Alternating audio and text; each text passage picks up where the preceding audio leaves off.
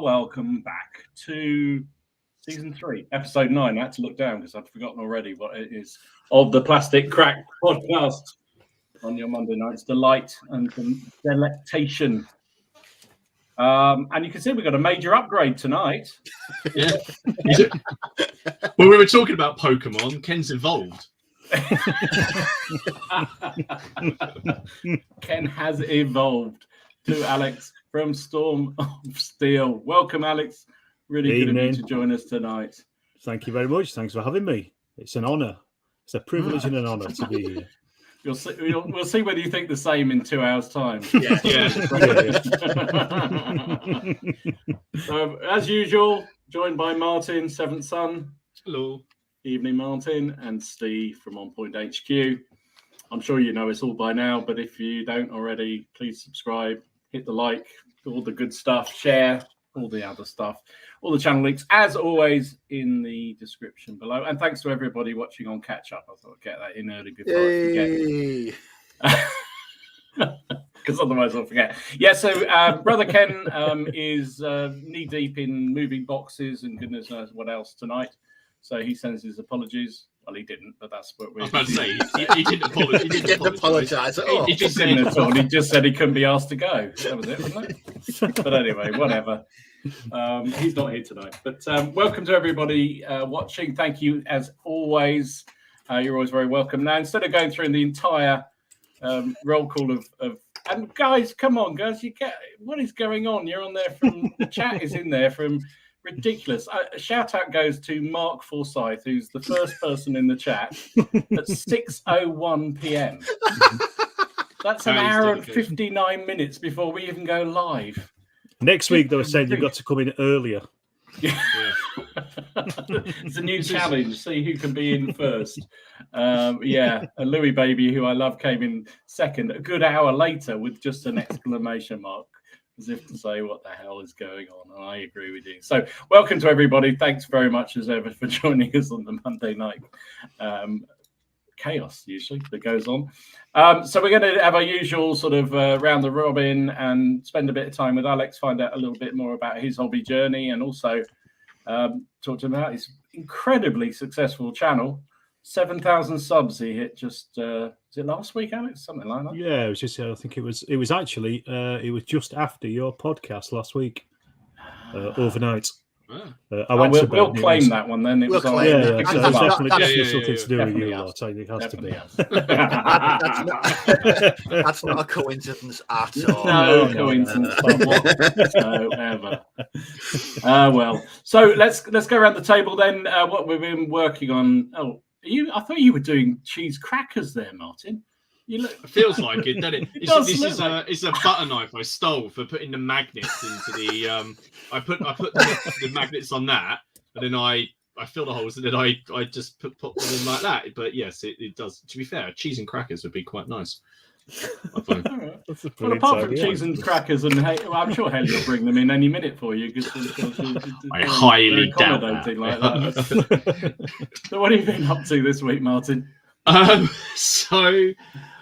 have I been up to? I've been editing, which about the battle report, which went out on Sunday. So yesterday, the English Civil War one, which was a lot of fun. Also, I had to edit out so much. Me and Miller just ended up going off on these long chats in the overhead shots, and it took me ages. Even sped up, I was like, "This battle report's going to be 2 hours long. This is ridiculous." So midweek, I managed to have a game of bolt action. I only took one photo, which is before I got slaughtered. So. Usual story then, Martin. I just wasn't. To be fair, I did most of the slaughtering. I have never rolled, and believe it or not, I know it's really hard to believe. I have never rolled so poorly in a game.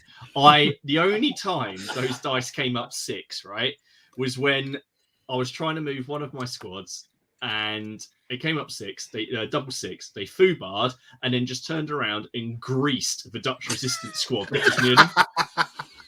My airborne just turned around. He also one of the only times I've seen Sten guns do anything in bolt action. They turned around and just annihilated, a whole load of guys who were like taking cover from the Germans. Now you don't need that. The Paras just shot them all. So I played that, and it was one of those games where I was like, yeah, by the end of turn 3, I was like, this is already over. All I'm doing is playing to minimise the casualties, minimise the damage. Yeah. But apart from that, I did finish a few things. I finished my light cavalry for my Seljuks. I've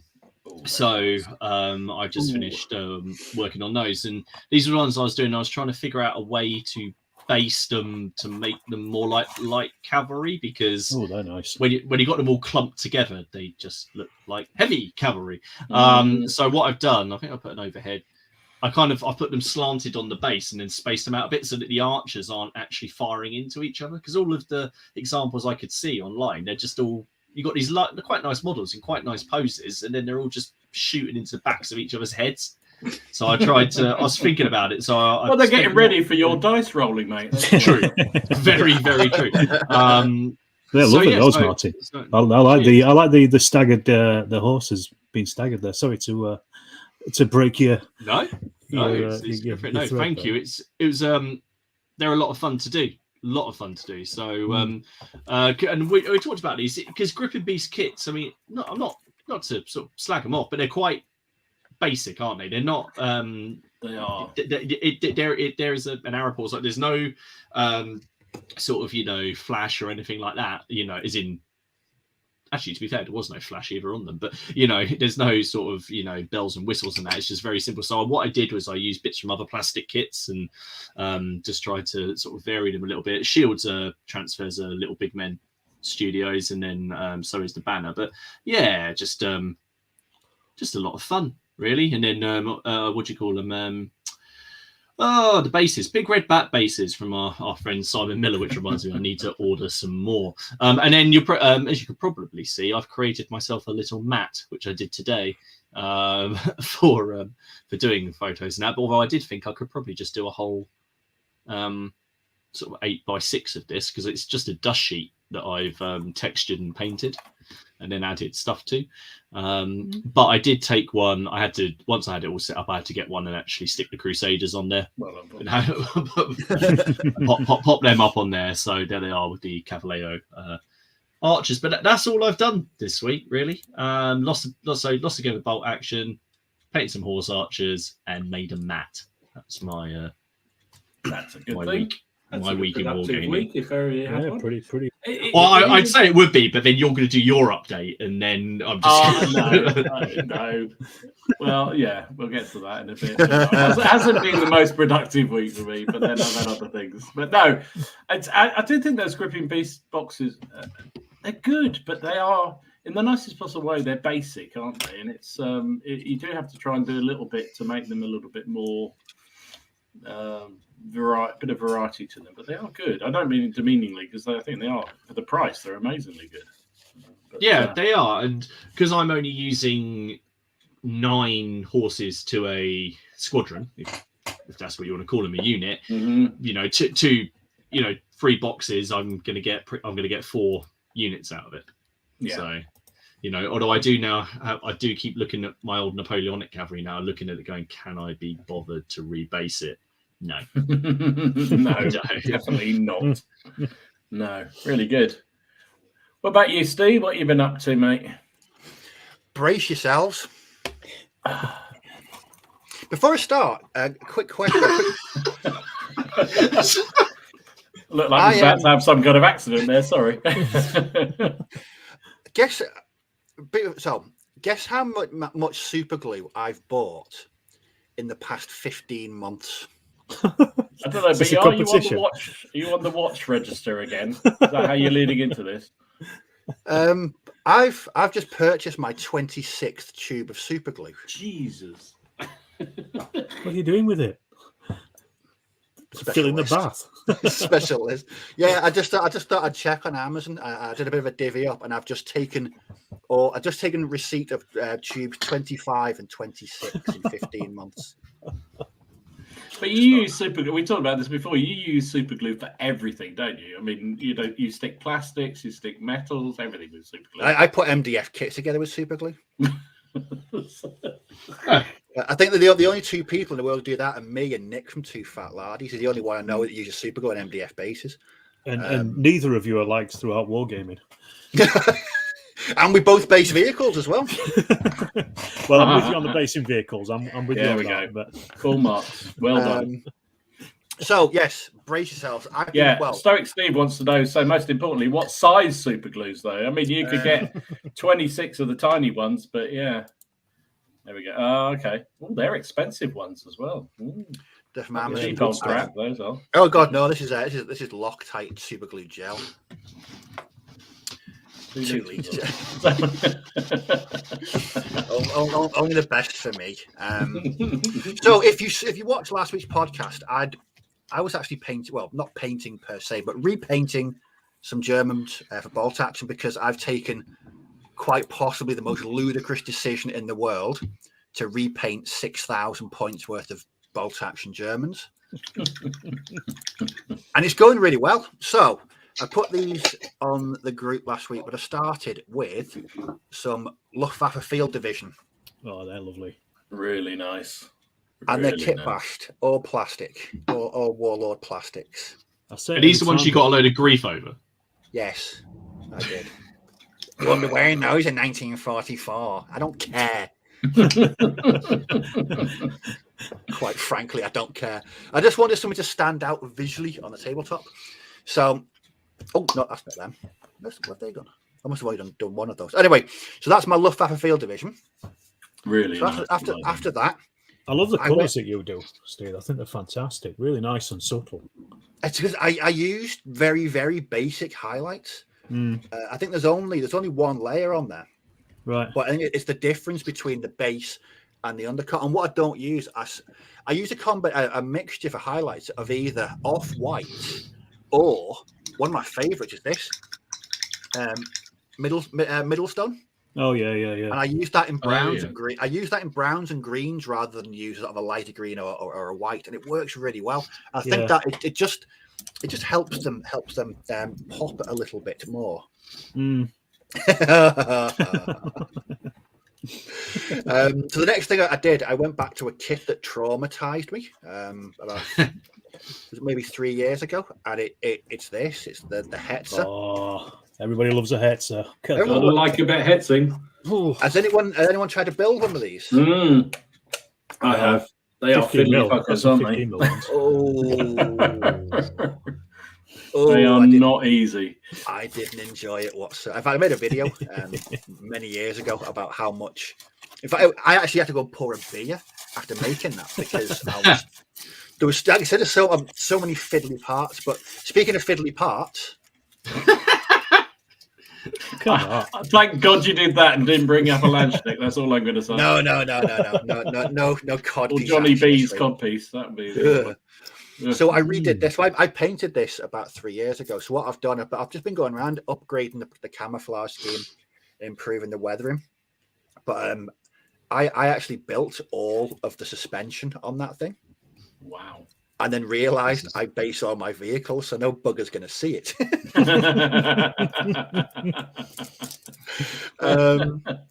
So what else to do and then I've also done these. Now these are a mixture of Blitzkrieg and Grenadier plastics. But these are used as Osttruppen. 10 guys, 1 LMG, 40 points in bolt action. Can't go wrong with that. They won't do what you want them to do, though. This is the main thing. But they even got to go. Sorry. That's all 40 points. That's 40 points, though. That's how much that 5-man Dutch resistance squad cost me. These are out of your own. Yeah, good. Well done. These are 10 men, inexperienced with an LMG, and the NCO's got a submachine gun. 40 points all in. Can't go wrong with that. What else have we got? And then I worked on. What's one thing I'm doing, Christians? The basing on my bolt action German stuff is largely crap, because what I was attempting to do at the beginning was, everyone knows the late but very great Andy Zek, and he used to have this really distinctive basing style for his Germans, and I tried to copy it and failed catastrophically. So my bases turned out really dull, and that's why I didn't like them. So what I've been doing, I've just been going around adding tufts and clumps of forest, making them a bit more greeny than they had been. They were diabolical. So I'm just laughing at Shevko's and Sprue's comment there. I'm literally chewing my knuckle.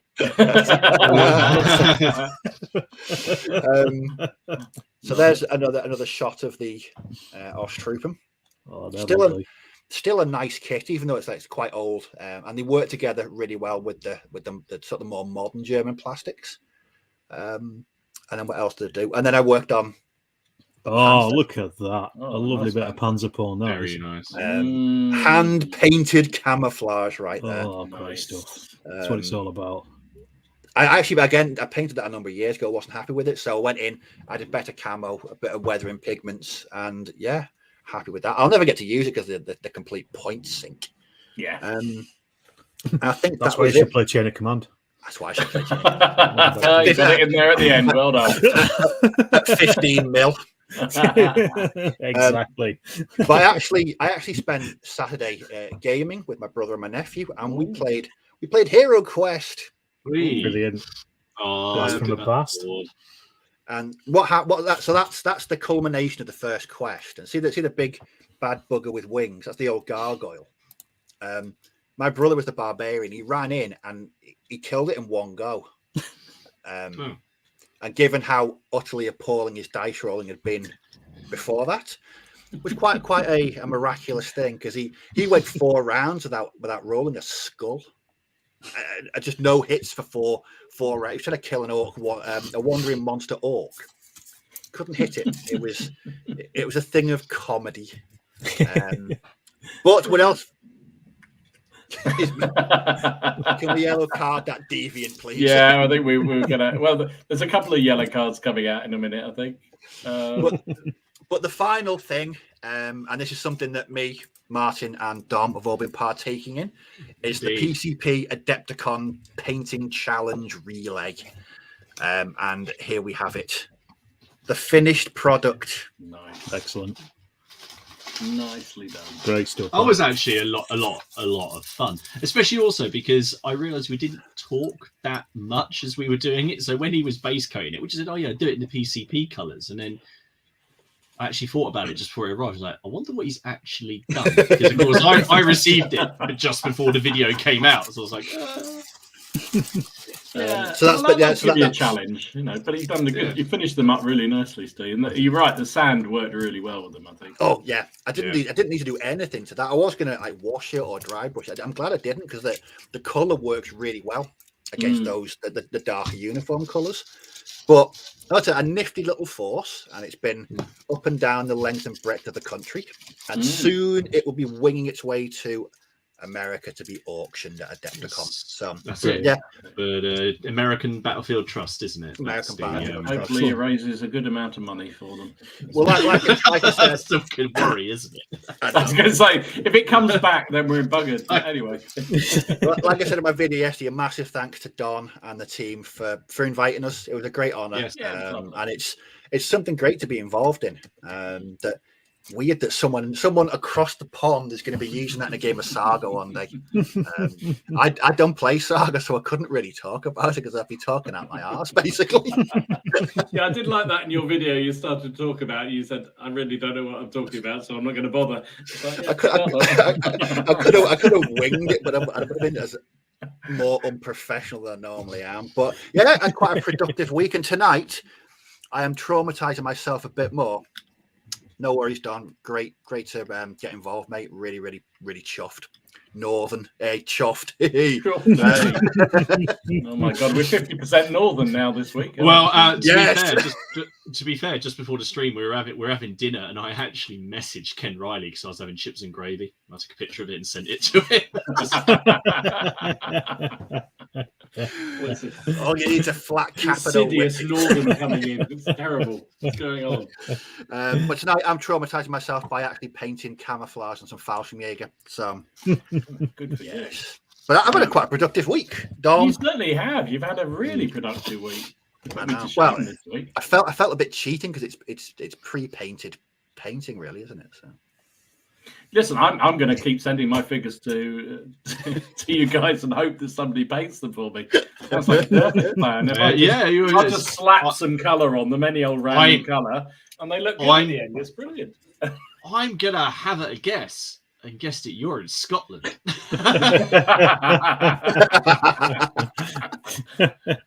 Probably true. You're about as far away from Ken as you could possibly be. Which is probably a good thing, actually. Yeah. To be honest, it's probably a good thing. So, Alex, I'll give you the chance to give the first guest yellow card of the stream for this comment from Miller. I see Ken's moving out. Yeah, a banning. Never mind a yellow card. No, that's a banning. No, straight into the ban. Okay. So I see you sent a couple of pictures to us of what you've been working on this week. If I can find the damn things. There you go. Oh God, they were so nice. Here we go. There we go. Okay, that is more. Stop doing these lovely planes. I'm sorry. I'm trying to work my way through. I've got hundreds of them at this point. Honestly, I'll never need another aeroplane, and I'll never want to see another aeroplane once I finish these. Alex, on average, how long does it take to paint each one? It's not very long, to be perfectly honest. The British ones are very easy because it's a clear dope linen underside, so it's dark sand. I don't do any decals or anything on the other side, just then paint a couple of details. And what I normally do is I have them stuck down to little bases, so I'll paint the underside first, then I'll varnish them, then I'll flip them over and paint the tops. So I'd say, I don't know, you could probably a couple of hours, I would say, to do a good few of them. That's including drying times. I just think there's not a huge amount of detail on them. That's the thing. At that scale, though, they stand out so well. I was actually shocked at the scale on the level of detail you've got on them. To be honest, it's the decals that are doing the heavy lifting because there's very little else. As long as you get the decals right, and I think that's the main thing. They're the things that really pop. And until you put them on, they look like crap. And I suppose you can't really do the basing on them to make them pop, so you have to use something else. Exactly. Because I've got a few more here that I'm currently painting. I've got some Albatross C3s. You can see how small they are compared to my hand. So as I say, they really don't take very long to paint at all. The German ones take a little longer because they're generally camouflage, but the British ones are generally what's called PC10, which I can't remember, protective coating 10, I think it's called. And it's like I use brown violet for it, which is the closest. Vallejo paints is the closest one I've found for it. Or at least I've been told anyway. So yeah, they don't take a great deal of time to paint, but they but I do them in batches, so I probably do about 8 or 10 at a time. Rather than just 1 or 2. So I'm like I say, I'm currently working on the BE 2Cs here, the British ones I've got on the Albatross C2s, but I've only got 4 on the go just because I've only got 2 of each of those. That's sweet. And you did some buildings as well, by the look I see as well. I certainly did. These are the 3D printed ones that Paul over at Sabotaged sent to me. I've got to give him a shout out because I saw him at Hammerhead at the weekend, and he gave me a garden as well, which I've got here, which I've undercoated. And he pulled it out of his pocket and he said, "There's a bit of moisture on that." He said, "I'm not sure if it's the resin or if it's me." Cheers, mate. I'm just having my lunch. Thanks a million. Lovely. That's the sort of gift you really want, isn't it? A moist garden. Yeah, lovely. Sharing is caring. And, so they're really nice, though. So they're what scale are they? They're 15 mil. Or he scaled them to 1/100th, so it's like close enough to 15. Yeah. I've seen other people selling them, so I'm not sure where he got them, but he did them me as a favour rather than selling them through his shop, because he does have an online website which he sells stuff, and he does some really, really nice things, and he's very amenable to printing things for you as well if you can give him a design. So that's what I'd say. These gardens have been done to my design, basically. So I could fit them with these houses because, a lot of wargamers just have a house with nothing around it. Yeah. And, houses have things around them, don't they? They and do especially tend to, especially if playing stuff like Chain of Command, which everybody should play. You don't need it with bolt action. That's all fine. Well, yeah, that's true.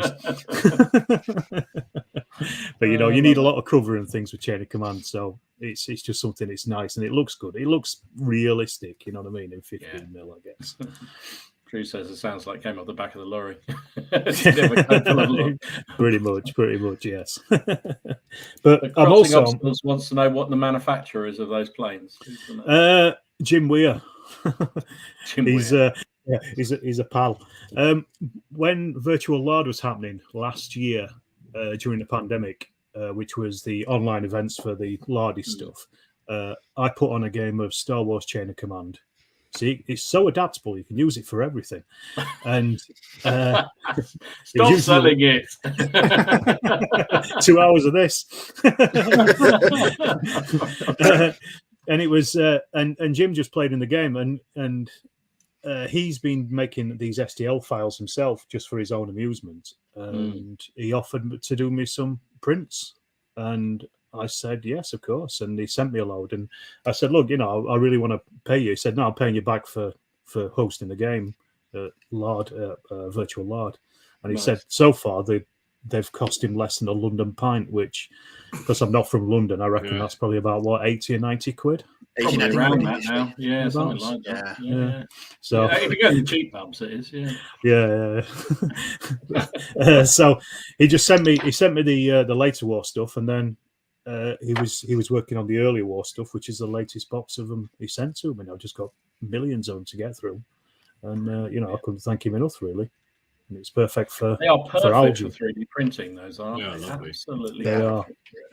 The thing is, he only shares the files on the Lardy Discord or the Virtual Lard Discord, because he doesn't really want them to get out into the public, because he says a lot of people rip stuff off. I mean, he could sell them, to be perfectly honest. He could put them on My Mini Factory or any of the other places that host them and sell them, but he's not bothered. He just says he'd rather share them. So good for him. What can you do? Well, he's obviously not a money grubbing capitalist like me. Too right. Yeah, no, I know what you mean. I'd be the same, selling those lovely things. Anyway, so for me, it's been a funny old week, but there's been a few family crises in my family. Sadly, my father-in-law died today, and so it hasn't been the most productive week for painting, because he's been in hospital for quite a while. So, but I did manage to finish off. I think I showed all these on various either on videos or what have you. But I love that one. It's my Swiss pipe really blocks finished off. Obviously, it's a half size if Ken's listening. Do you have chainmail gloves for butcher's wear for picking that up? I think I'm going to need them. I made that stupid mistake. Now that's my third pipe block, and they've all got the proper metal, pins. And I put them in a big rub box, and every time I reach into them, it's like carnage. It's not that scene in Flash Gordon where they're putting their hand inside. It's exactly that. Exactly that. Oh, Jesus. So I finished them off. Sorry. I was just going to say that's probably a reason why I wouldn't do that kind of thing, because my hands would just be absolutely butchered picking the pikes up. It seemed like a really good idea, and particularly I wanted that pipe block, this one, to have it sort of look. When you see the images and pictures of pipe blocks on literature, in old literature, the pikes going absolutely every direction, and that's kind of what I wanted to try and get with the figures. And but the problem is then try and pick the little buggers up is rather challenging. I hadn't thought that through, really. Anyway, a little bit easier to pick up was unit Zweihanders. So that's, just another one to go with on the groups I'd already done, which were fun to do. I think those are artisan figures. I think those ones are. And you got to have a boomstick. So I did my first cannon. This is Steel Fist miniature one, I think. Excellent. Nice. Semi-Kelvin. They're really cool, actually, because they give you, I didn't realize at the time, but they give you two barrels. So you could either play it as a French one, which this one is, and it's got fleur-de-lis all down the barrel, or the base of the barrel, or you can have an Imperial one, which has a different sort of emblem on it. So that's That'd be good for basing or exactly. Yeah, I'm sitting here with it in front of me, and it's going to be on a base sometime. That spare one, because I won't need it for anything else. Are the colours based on specific colours, or are they kind of like semi-made up? I just went absolutely mad with them, to be absolutely honest. I just went, what the hell? Well, I think when I was reading about the period, it's like they literally just go with anything bright. It was the shock factor. Yeah. And what I didn't realise, I'll get really boring about land sticks, and I'm sure Steve knows all about it after his adventures into land stick land. But they were big into so a lot of the early days of the wars, a lot of the clothes they had were stolen or taken off dead bodies, so they were all ripped. And so what they worked out, the rips allowed them to show other colours underneath. And so then they began to design clothes that actually had rips designed in them to show the colours through. And it was all about bright colours and showing off and shocking. Which is why, again, the codpiece was so important. That's that line from that book that I read about the oversized cod pieces. That's one of the greatest lines in any military history book I've ever read. Oversized cod pieces. Oversized. Many of us dream of oversized cod pieces. It's not going to happen, especially in this weather. So no, that's kind of where it went, really. So, but the Swiss, I just decided to. Apparently, they were quite. I did have a chat with Ken because he is the archetype of all things in Italian wars, and he said that the Swiss was slightly less colourful, certainly in the early period. In the later period, they plundered so much goodness and had so much money that they started to get very bright. So I just decided to make them a bit more uniform in colour. So that pipe block's predominantly red, but it has lots of other colours as well. So I think you just let your mind go mad with it, to be honest. I guess at that point they're not really formal armies, are they, as such? No, exactly. So it's not even like just wearing the same kind of colours, is it? You can kind of go a bit mad, but I guess the wargamer and you want them all to be a similar-ish colour. There's that sort of feeling that I think so. I did with the pike, with the Swiss, but with the plastic, I just really wanted to be as random as heck. That said, I'm working on at the moment. There was a unit that was, I think it's called the black band. So surprisingly enough, they were predominantly black. So I'm working on those at the moment. But it seems kind of wrong to do all this. But I thought that would be actually quite a good. You'd have all the bright ones and then one black one. It would kind of look quite cool because it'd be so different. So yeah, it's been fun to do that. I really enjoyed it. It was really good. And I also actually this weekend, or before all the fun and games happened with the family, one of my mates came up and we had a couple of games, which was really nice. And the bolt action game, I showed this on the Facebook page. My Germans, sorry, it's bolt action, Alex. So you might want to. I'll look away. I'll look away. My Germans got trashed by Nick's British. I never fought a British army before. It's a bit tricky. And he had a lot of luck, and I had very little luck, which was. Did he shoot all his own men? No, I wish he had because I might have had a chance then. It was a good game, actually. It was a really good game. And then we tried to fit in squeeze in a very, very quick sharp practice game of 100 points of size. What a stupid idea that was. His Bavarians against my Swedes, which was just ridiculous. And we'd had a few beers by then, so we didn't quite get to the conclusion of that one. But that was nice. It was nice to get the old figures out and get the train out. So Nick's got a brilliant Bavarian army, which is absolutely sensational. And I used my Swedes against it. So that was cool. That was really good fun. So yeah, all good. Good weekend. Well, good gaming up till today anyway. And I'm currently writing a script about sharp practice at the moment for a how to play video. Oh, nice. So it's nice to see it on the cast there. I think it's my favourite game, my favourite war game. I really do. It's constantly one that brings me back every time to play. All the others are fun, but that one really enjoys. It is very, very popular, isn't it? It is indeed. I played my only ever game of it at CrackCon, and I enjoyed it immensely. It was it had the feel of a big game. but it wasn't a big game.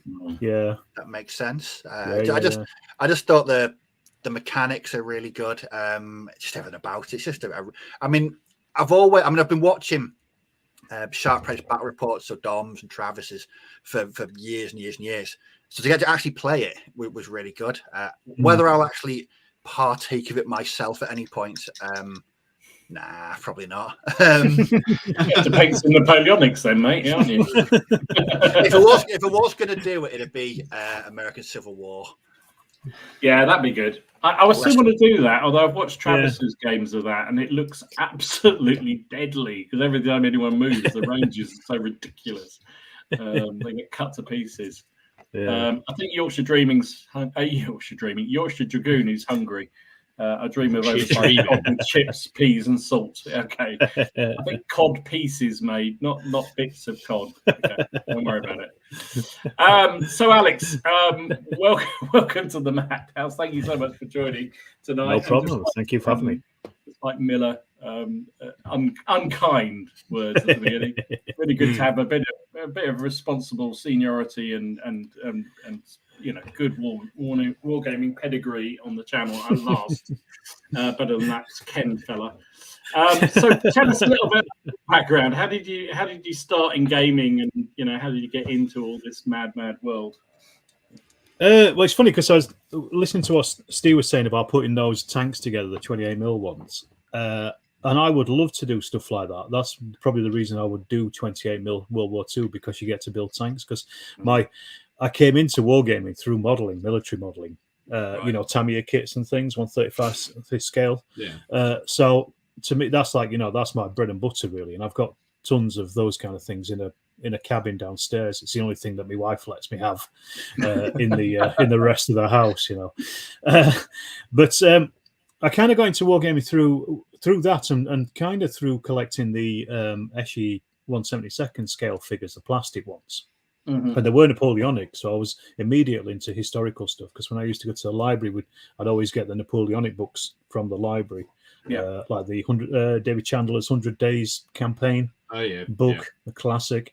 I went and bought it a few years ago, literally for nostalgia reasons. Yeah. No other reason. I just wanted it because I got it from the library so often, and I kind of got into that, and then when I was about 12, I think 11 or 12 at school, we had to do like a show and tell thing, and I took these Eschi figures in, because all I did was paint them and I just set them up, and I didn't really do much else with them. It was like not even wargaming, not even proto gaming, and then one of the guys in the class, because I passed them around and people were looking at them, one of the guys in the class, he said, "Oh, do you do wargaming?" And I said, "No, I don't even know what that is."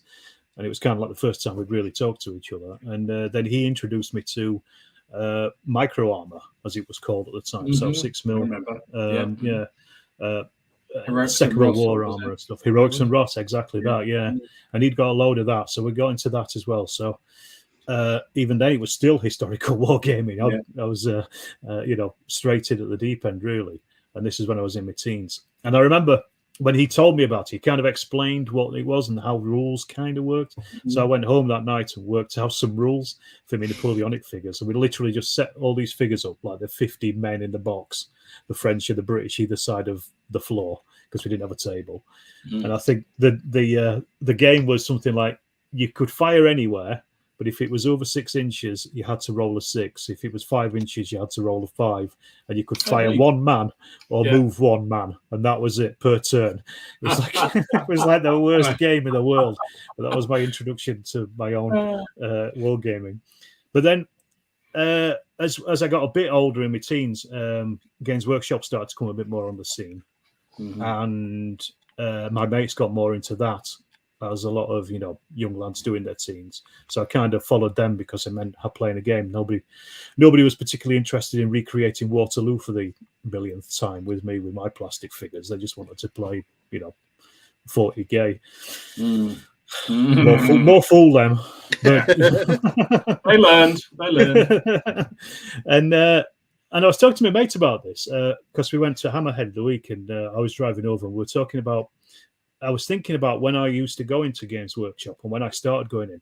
And when I started going in is when they were still selling other stuff there wasn't Games Workshop, so like role-playing games and things as well, like Steve Jackson games and stuff. Yeah. So it was before it actually became fully Games Workshop, and that's when we first started. So that probably gives you an idea of what time we were starting to actually pick up on that. Yeah. And we played a lot of 40k, a little bit of Warhammer Fantasy because you needed a lot of figures and we didn't have much money, so that kind of precluded us from playing Warhammer Fantasy to its full extent. I think I had that. Do you remember the old Citadel plastic skeletons box? Yeah. I think it's the first one. I had that. God knows what it looks like now, but then it looked fantastic, but it probably looks like garbage now. Tell everyone you're old without saying you're old, Alex. Thank you. That's another yellow card. That's another banner right there. You're onto a flyer here, Alex. I know. So I'm not coming back. Oh, hang on. We're going to start again. Charles is late. He's just arrived. Come on, Charles. Rewind. Come on, put his life out. Sorry, carry on. So it kind of came from that, really, and then I've always painted figures, even if I didn't really get much of a chance to play them. Me and a mate then discovered 15mm through Peter Pig that were in a local shop in Sheffield here, and so we kind of started collecting those Second World War stuff, and we would play probably the first written rules that I played in the Second World War was a set of rules called Grey Steel, Red Storm, or Red Storm, Grey Steel. I can't remember which way around it is. But the guy also did a Normandy version of it as well. It was quite complex. It was typical of his time, it's full of charts and all that kind of crap. You like your charts, do you? Oh, no, I hate them. I loved them then, but I hate them now. Nothing slows a game down by looking at a chart. So it was... we played that a lot, and then I went off to university, and then I ended up, because like Martin, I'm an archaeologist. I ended up as a written itinerant archaeologist. Ended up in Ireland for 4 years, and I kind of never really played much war game. I did a little bit here and there with some friends, but there was nobody who was really into it. So it kind of dropped off a little bit there, and then, but it was it was always in the background. I was always interested in it, and then it kind of came back in again when I came back to the UK. I was just playing with my schoolmates really around here. So I kind of ended up back in my hometown eventually, and I'd play games with them. I played a lot of board games as well in between, and my interest really kind of focused on three main periods, and that's First and Second World Wars and the Napoleonic Wars, and it always has done, and I'm going to guess it always will do at this point. I'm not really going to change that much. Too old, I guess. So that's kind of the journey to where I am at this point, I suppose, in a nutshell. That's so on the Ken Yorkshire Gamer scale of things. You started out very much as a painter modeler, and then moved. Would you say you're more of a gamer now than a painter modeler? Is it still in that? It's about the same, really. It's about the same. I can't remember what answer I gave Ken when I was on his podcast, so I'm going to have to try and recall that. Otherwise, I'll look like a liar either then or now. He's going to be listening to it. He'll know. That's the problem. I'm a bit of both because I still do a lot of modelling. I've not built anything for a while, but I've got, like I say, a cabinet downstairs full of like 1/48 scale First World War aircraft and 1/35 scale Tamiya tanks and things. And I just like doing it because it's a nice project. You can just get it, build it, and it's done. And you can put it away, and it doesn't do anything apart from just being fun when you're doing it. So it's. Sorry, I'll try not to read the comments as they come. Sorry, that's just flying around there. No. So I do a lot of. I've always said probably 70% of my wargaming hobby is painting, because I spend way more time painting than I do actually gaming. Of course, yeah. But I've always tried to get as many games in as possible as well. And in recent times, I've been going to a local club, the Sheffield and Rotherham War Games Society. I've been going down there for the last year or so. I did join, but it was literally the week before the country went into lockdown. It was your fault. It was your fault. Pretty much. There you go. Damn. And but yeah, so but I've been going there ever since, and that's kind of, apart from when I was at university in York, I went to a club then, but I've never really been to a club since. So that's where I do my gaming now on a Thursday night. I try to play with my mates as well who don't go to the club here in my war room, because I've got a big 6x4 table in the attic up here, so I can play any game I want, pretty much within reason, obviously. So we play, myself and a couple of other friends as well. So I'd say 70% is painting, probably 30% is gaming. Yeah. So if the painting falls into the modelling, collecting part of it, I guess. And you've, looking at the stuff you do on your channel, it's predominantly 15 and smaller scales, isn't it? And that's your sweet spot, is it? Is that, why did you sort of settle on that? Well, I'm a Yorkshireman, so I've got short arms and long pockets, and I don't like spending money unnecessarily. 15mm figures are cheap, and if everything you've got is in 15mm, you only need 15mm terrain. So, instead of having 3 different types of sets of terrain, 28mm is dead, of course.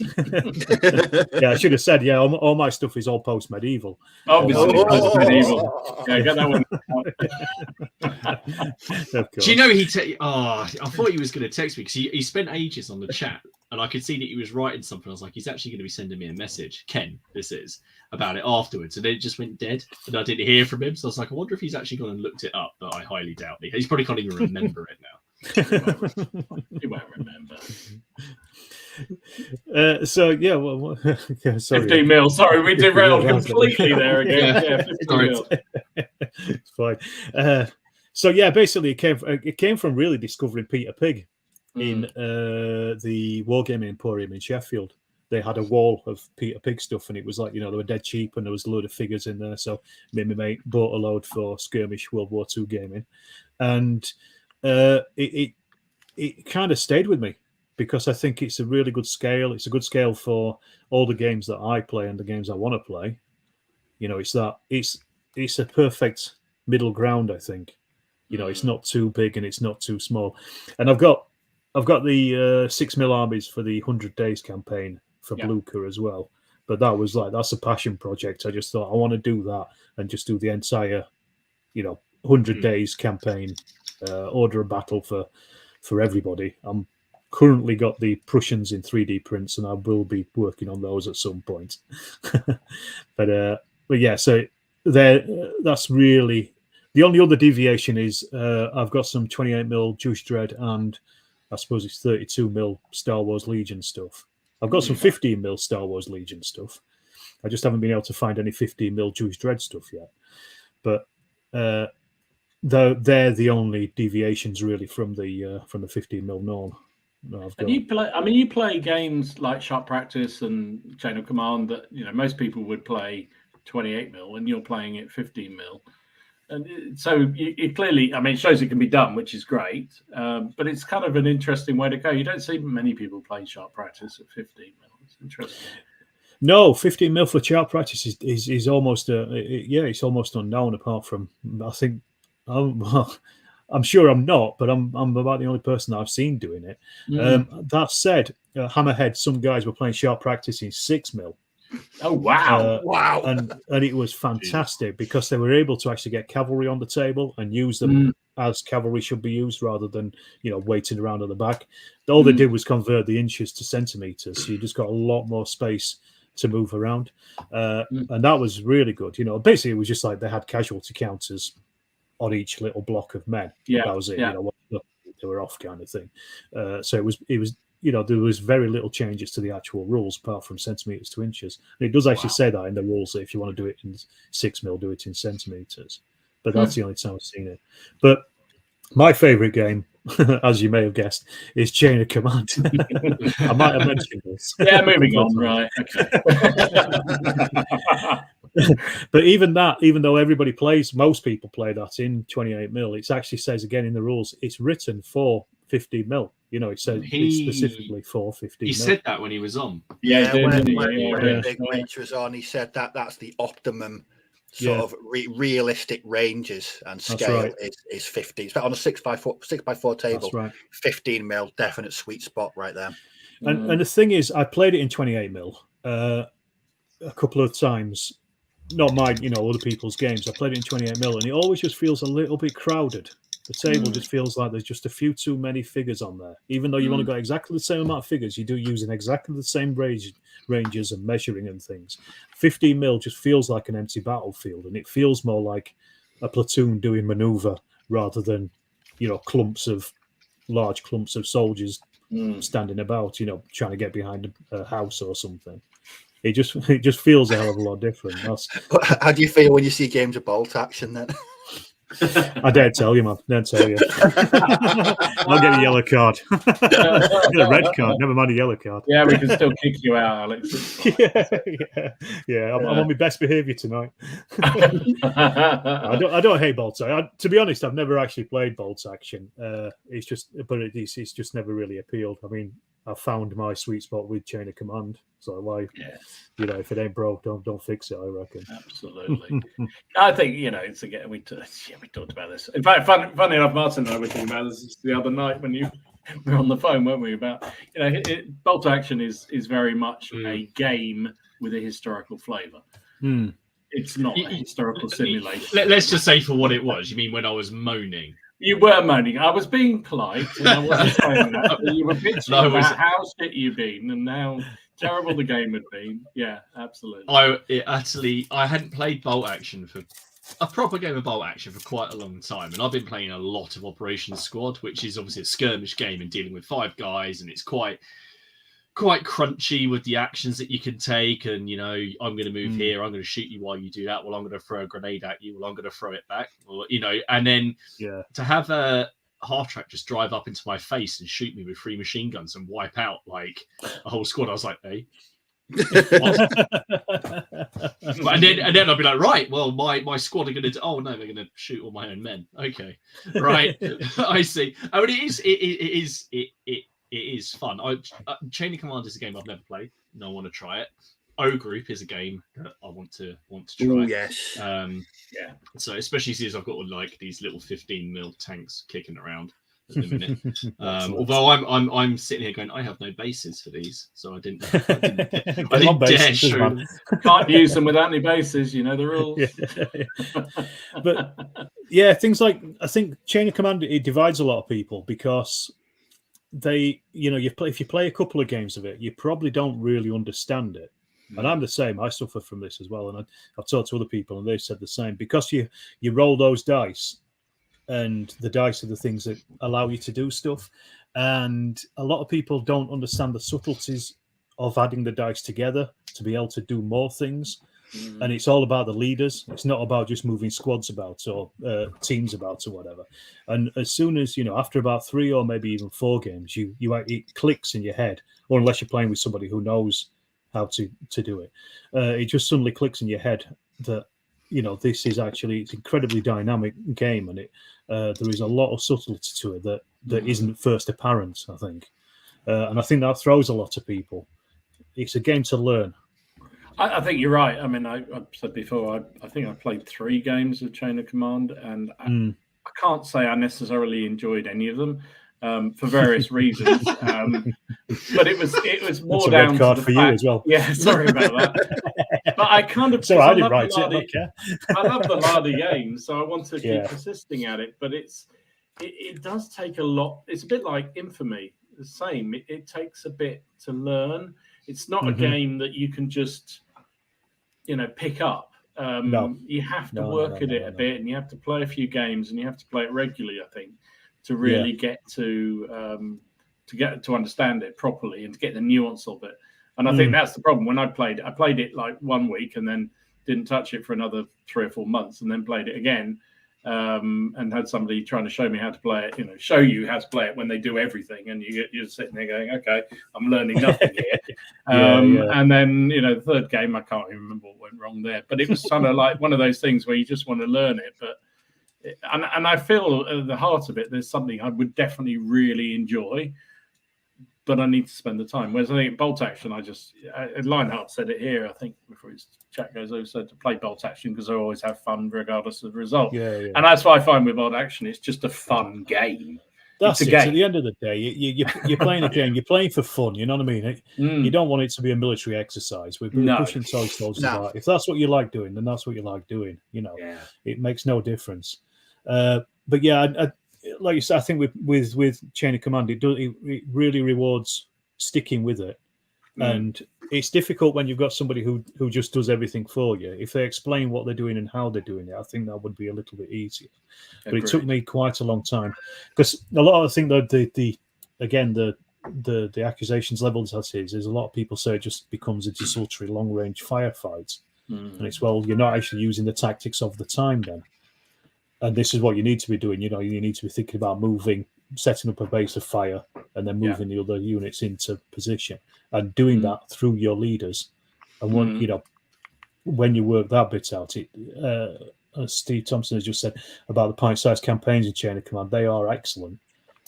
Just taking that platoon through, and you get really, it's horrible because you get really attached to these little plastic figures, because you give them names and you can roll up their background and things and what kind of people they are and stuff. Well, I want to like it because I love that idea of a campaign. I just love campaigns. They're very good at doing that, the Lardis, because I've been playing. I played Dux Britanniarum, and obviously that whole thing is based around and you roll up your warlord, your Arthurian warlord, and you roll up this completely. I don't want to use the term pointless, but it's got no game effect. Their background and their backstory, and they had this big chart, and it was like, this person is vengeful. And the first time you play it, like, right, what does vengeful mean? And you go, no, it doesn't mean anything. They're just giving you a personality like a role playing game. And then you do become attached to them to the point that when my sort of almost King Arthur-esque film, when my guy was on his own getting feathered with arrows, my opponent was doing it with glee, chasing this guy because I was desperate to save him. I was like, no, not him. Not him. I was running him, but because in that game you're rolling for movement, my guy was rolling 1, 2, and he was limping along as the Saxons chased him down. So there's something really, really good in their games. The character of the Lardy games is what shines, I think. Yeah, absolutely. Their tagline is "Play the period, not the rules," and they're not games for rules lawyers. They're sitting looking for that one line of a rule for 5 minutes is not the point of a Lardy game. It's like roll the dice, move on. Do something. Just get the game going, keep the game going, and make it fun. And they are always fun because they're not. To me, they don't feel competitive. It's about the narrative of the game. It's a journey, not the arrival. Doesn't matter who wins. It's about it's about how we get there. What's happening in between the start and the end. And I think that's what appeals to me to it. Just saw Louis Babies.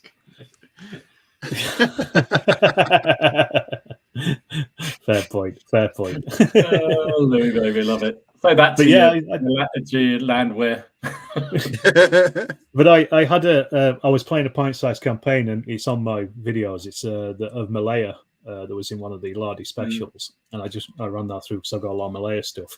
And I had a Sergeant Thompson, an Australian sergeant, and he was basically dashing between a couple of anti-tank rifles and getting them to fire at these Japanese tanks as they were coming in, then throwing grenades at them and stuff. And he was really heroic. Then in the next game, he got shot through the head and killed instantly. And it was like, I had to go down and sit down for 10 minutes because I was just like, I can't take this. This is my guy. And he's like, now he's dead. Oh, I love it.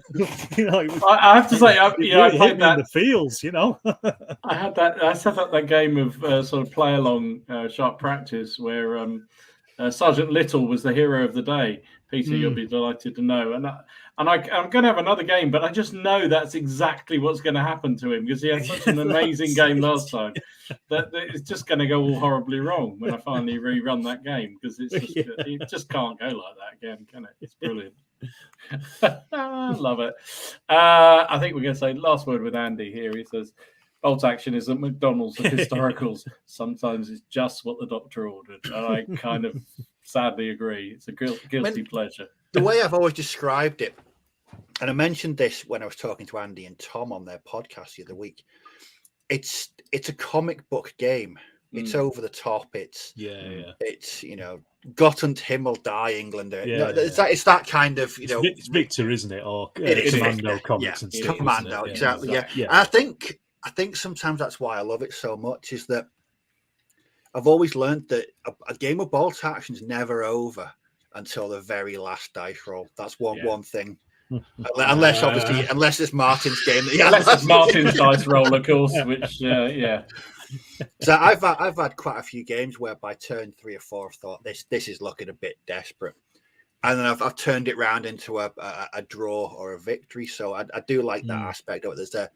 There is an over the top to it, but it's just a game that I've played a lot of and I enjoy. And well, I mean, as much as I want to play, I'm actually painting up some Chain of Command at 15 mil at the moment. We're hoping to play that this year. And I've watched so many games of Chain of Command over the years. I think I know the rules that ever playing it. I mean, I've had the rule book for years, and I know how it works. But I'm really looking forward to getting a couple of games of that in eventually. Well, the thing is that I sound like it sounds like I'm bashing bolt action, or I've got this hatred of bolt action. I really don't, because I don't care. At the end of the day, if it's what somebody likes, it's what they like. And I think the good thing with bolt action is because it's so popular, it gets people interested in historicals, and it's a gateway to historicals. Yeah, and that to me, that in itself is a good thing. If there are more people playing historicals, even if it's inverted commas historicals, then it's still a good thing because they might go on to play something else as well or explore some other historical period. Something more serious. Within Wargaming. I've mentioned it before, but I get quite a few comments on my channels, like some people saying, as someone that's come from 40k or I play 40k and I'm looking to get into something different. It's 9 times out of 10, it's always bolt action that they find. It seems to be, I think I've noticed that people on places like Reddit and stuff talk about, I come from 40k and I've found bolt action because I reckon they're probably, I'm kind of going out on a limb here because I've not played 40k since like 2nd edition, so I don't know what it's like now. But I would assume that they're probably pretty similar in the way that the game's played. There's probably some subtleties that are slightly different, but the level of them and the the amount of tanks or vehicles or whatever you have on them. So I think there's probably a lot of not just aesthetic similarities, but also gameplay similarities. I think a lot of people look at it and the game size as well. It's I mean, I've seen some 40k tables and like what actually is going on there, but for the actual army size, I think they're quite comparable sometimes to bolt action armies. Yeah. And with the likes of firefight, bolt action skirmish, that then gets people because they learn the mechanics, they learn the combat and the orders, and they think, oh, I really want to expand. I mean, Richard at CrackCon, he went away. He's building his own bolt action table now. Brilliant. Firefight. It was Martin and Richard. They took part in the longest game of firefight in known history. Yes, the game that's meant to be over quickly in Commando comics. Yes. Well, you're just both taking cover. It was just, I mean, they started off with 5 guys, was it 5 or 6 guys on each side? And the game's meant to last 15, 20 minutes because you shoot a couple of people, they break and they run away. It's meant to be a really short firefight. After them, it was like 2 heavyweight boxers in round 39. just like Rocky and Apollo. That's what it was like. Smacking each other. Oh, Jesus. Brilliant. But in production, it was a good introduction into how the game works, how the turn order, the activation dice, etc. So yeah, there we go. I think it's just. No, sorry, I just did the same. Yeah, he couldn't hit the barn. Couldn't hit the barn door that day. Oh, Jesus! But it was interesting. Yeah, it was definitely a firefight game of attrition, is the best way to put it. Can I just apologise as well? Yeah, Drew's put and I the shortest. Yeah, I was wondering when that was going to get mentioned. We don't talk about that game, Drew. Poor old Drew. Poor old Drew. And then, yeah, we won't mention what happened on the big table with Drew and the. So, Martin, before we move on to other things, do you want to take? I believe the guys were running on the Facebook page the monthly competition. They were. So now I must apologize. I did mean to sort of roll through some of this last week, but instead of putting these up with the photos that we normally do, as a lot of you may know, or if you don't know, that Warren, Bjorn, and some of the others have been running a online painting competition on the Plastic Crack Podcast Facebook group, which you can find a link to down below. So if you haven't joined, come along and join.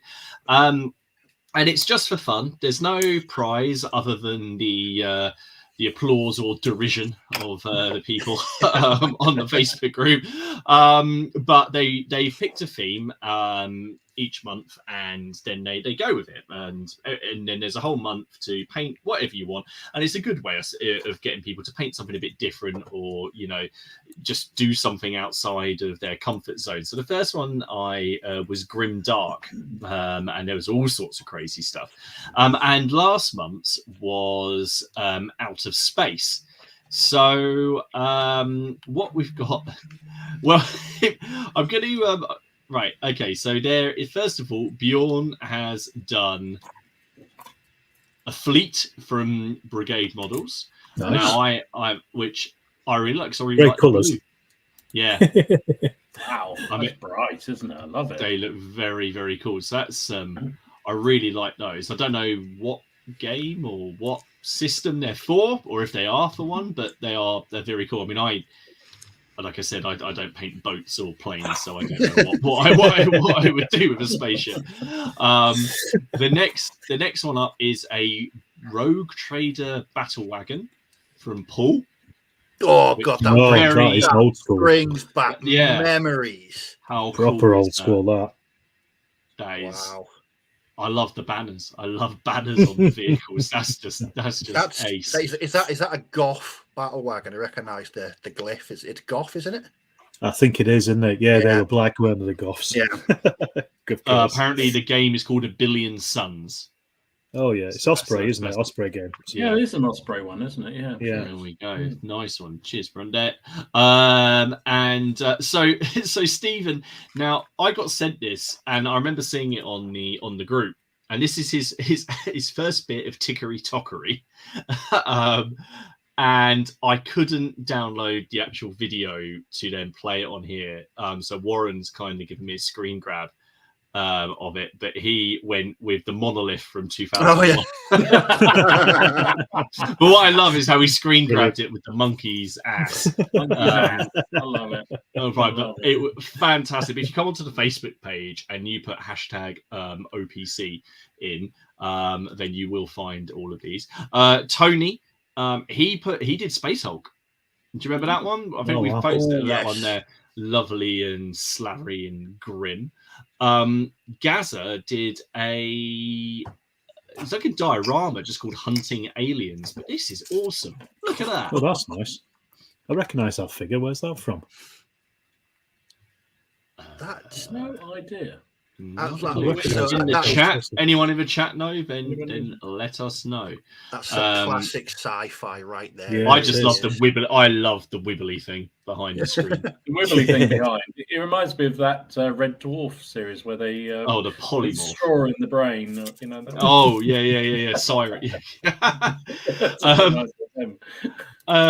And Spacesuit from Alien, let's say. I just love that. Tony Phillips has done a halfling skyship. Very cool. I like that. Ooh, nice. Nice. I like the guy at the back, like conducting things. Is that a high elf? A dark elf battle barge I think so. with a halflings? It's No, just cool. It's That's just such a bizarre blue is combination. awesome. But see, it's such a wide scope. And then Warren, who's named this thingy on a cyborg. Yay! It's some kind of like grimdark chocobo from. Do you know what that look? Final Has anyone seen the film Heavy Metal? Yes. Oh, Yes, God. That should be on there. It looks like something off Heavy Metal. I think it looks like something that's turnip. Oh, It God, does yeah. look like a turnipy thing. Yeah. Yes. So remind me, is this whole competition just weird shit ink? I mean, just pretty much. Well, what I'll do, I'll give you the details. So as I say, they're all doing it for a bit of fun, and then Jim has done a UCM fleet, which I think stands for Drop Zone, isn't it? Okay. So more ships, which do look very, very cool, but I just look at those and think I can't paint those. But they look awesome. And in fact, I think wasn't there a threat of a game of this getting played at CrackCon? Because I would love to see it getting played. If someone else has painted it all and then I'll be up for playing. So yeah, come over and have a look on the Facebook group at least. Now, if you want to take part in the next painting challenge that they're doing, Warren has put up a post in the group, but the next one they've done is called Berlin or Bust. And so basically, I think the idea is it's World War II themed, or you've got to paint a bust. So loads of them have taken the opportunity, and I believe Carl from Mez's Miniatures is doing a bit of a discount code on to get money off doing busts. So I've seen that I think it's Bjorn who's gone and bought like a Crusader bust, and I've seen some other people have ordered things. So people are just using it as an opportunity to basically do something a bit different. Go and have a look at them. If you find Warren's post, it will detail it. That basically is going to go through the whole of March, and then they just pick another subject. And then what we'll do is we'll just showcase everybody's efforts next month. So thank you very much for sending those in, and for everyone who took part. It is awesome. Still don't want to paint the spaceship, but I could be tempted to paint some kind of mental chicken with a guy on its back. And that the battle wagon was just awesome. Just seeing that again, because my mate had that back in 91, the Orc battle wagon, and having been trawling eBay recently for classic 40k figures for my adventures in second edition, yeah, definitely another nostalgia trip. Oh my lord! Definitely, but yeah, there we go. So yeah, something a bit different. So yeah, thank you very much. Brilliant to see. I love the fact it's just it's just you nutters in the Facebook page just gone off and run this without any.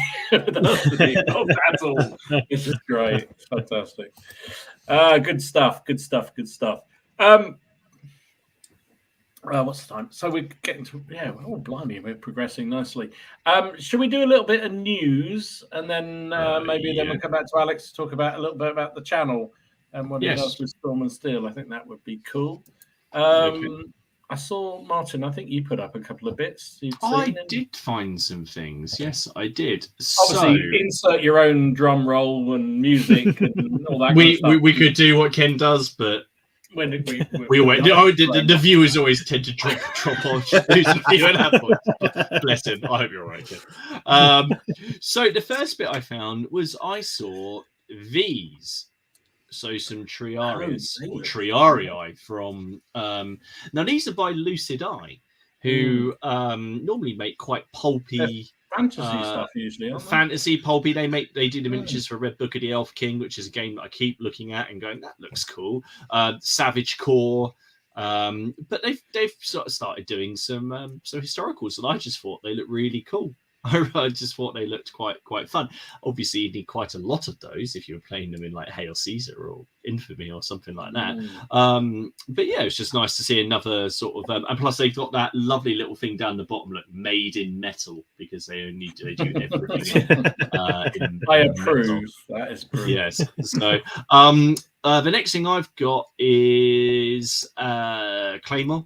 They've got the new Knights. Out, so we have some the Trumpeter and basically champion, firmly 100 Years War. And then also standard bearer and this guy. Now, I really like the one with the visor up. I do like a visor up.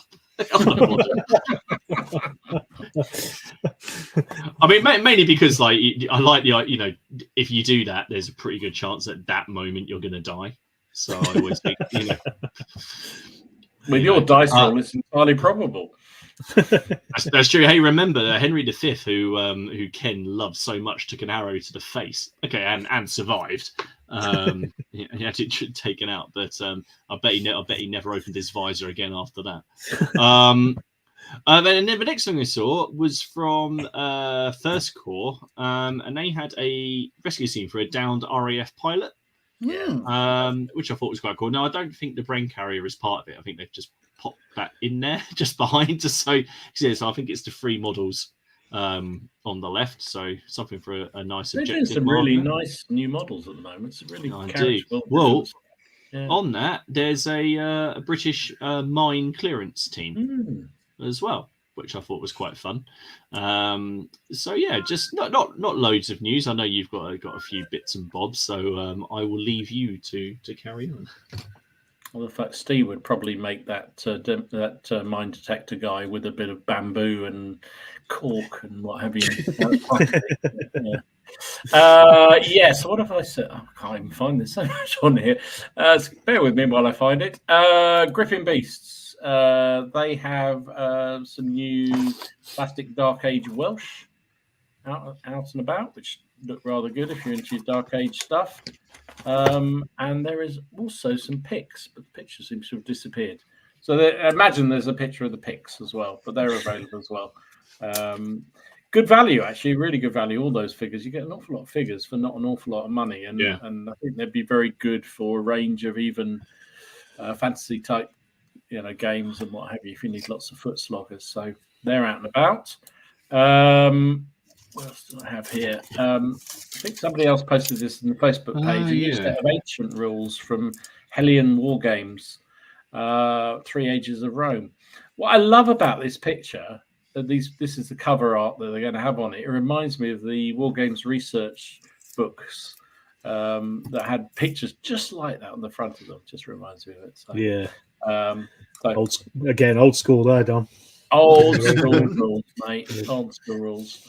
And the other one I saw that Steve will be absolutely enthusiastic about, I'm sure, is Food Fight Miniatures by Quirky Miniatures. So apparently the one there's the hot dog man, obviously, on the left, obviously. And I think that was the red velvet cake on the right, I believe. Of course it is. But the best one of the lot was this one, the French fries warlock. They're like that Masked Singer. Have you seen that? Yeah. All I can think about is that animated film Sausage Party. Looking at these, just unbelievable. So yeah, I just saw that and it just made me chuckle. So yeah, that's what I've seen this week. I don't know where that other picture went. Anyway, it doesn't matter. But yeah, there you go. Cool stuff. Whatever. Blimey. So, actually, there was a question here for Alex before it disappears off the screen. I know somebody else earlier on said recommendations for best, I think they said World War II platoon game. What do you reckon rule-wise? Chain of command. Chain of command. There we go. Please into that. I mean, if you think it was going to be anything else, guys, you were seriously surprised. I'm still trying to find that. Here we go. From Shakers and Sprues. Any news on the Punic Wars Infamy expansion from the Lardies? I know that Rich was still testing it at Steel Lard and at Ebor Lard last year and earlier this year. So I think it's close. It's the running joke with any Lardy release is it's going to be Easter. So Easter, most likely. I don't know where he is with it because, to be honest, I didn't ask him because it's not a period I'm particularly interested in. So I'm not that. I'm more interested in the Eastern Front expansion for O Group than I am with the Punic Wars for Infamy. So, and for when he does What a Fokker as well, the First World War version of water tanker, a First World War aircraft version of water tanker. So, short answer, no, I don't know. Easter. Right from the horse's mouth. Easter it is. Easter it is. We're just not going to commit to which Easter. No, which Easter. Could be this Easter, next Easter, 3 years. They've got, just to say though, just to finish off that news, I suppose, they've got a couple of things coming out. They've got Strength and Honor coming out in April. Mark Backhouse told me at Hammerhead this week. And they've also got What a Cowboy potentially for summer as well. Potentially. That's it's going to be a very crowded market for Western games. Yeah, I think it is. Mind you, if we were here, we could ask Ken what he thought about what the period was for the Westerns. Post-medieval. Yeah. Post-medieval. That's the answer. That's the yeah. Well done, Robin. He was straight in there already. Right. Alex, tell us a little bit about your YouTube history channel. The history of your YouTube channel is what I meant. Oh, blimey, let me just put. While we're sitting here, I'm making jungle terrain. I didn't mention that earlier. I'm just finishing off some of my Malaya jungle terrain. That's what I'm doing. So I'm just going to put that to one side. Outstanding.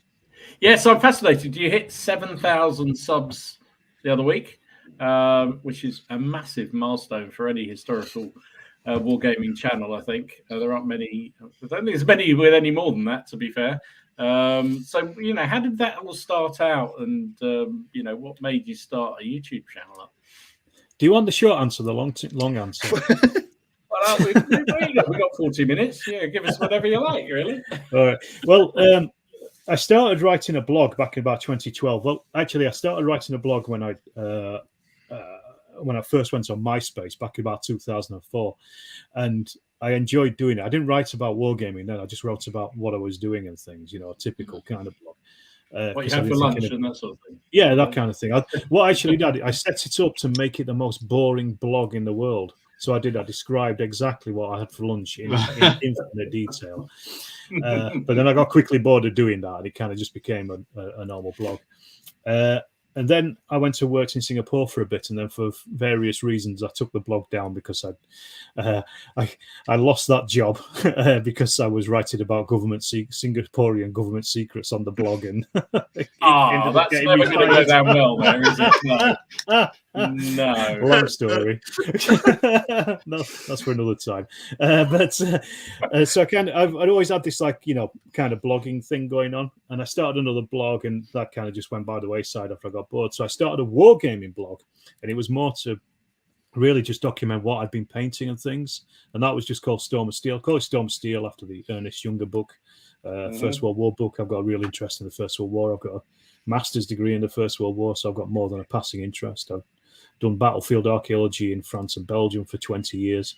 So, I'm literally up to my elbows in First World War stuff. So I thought it was a great name for a blog and for a wargaming blog.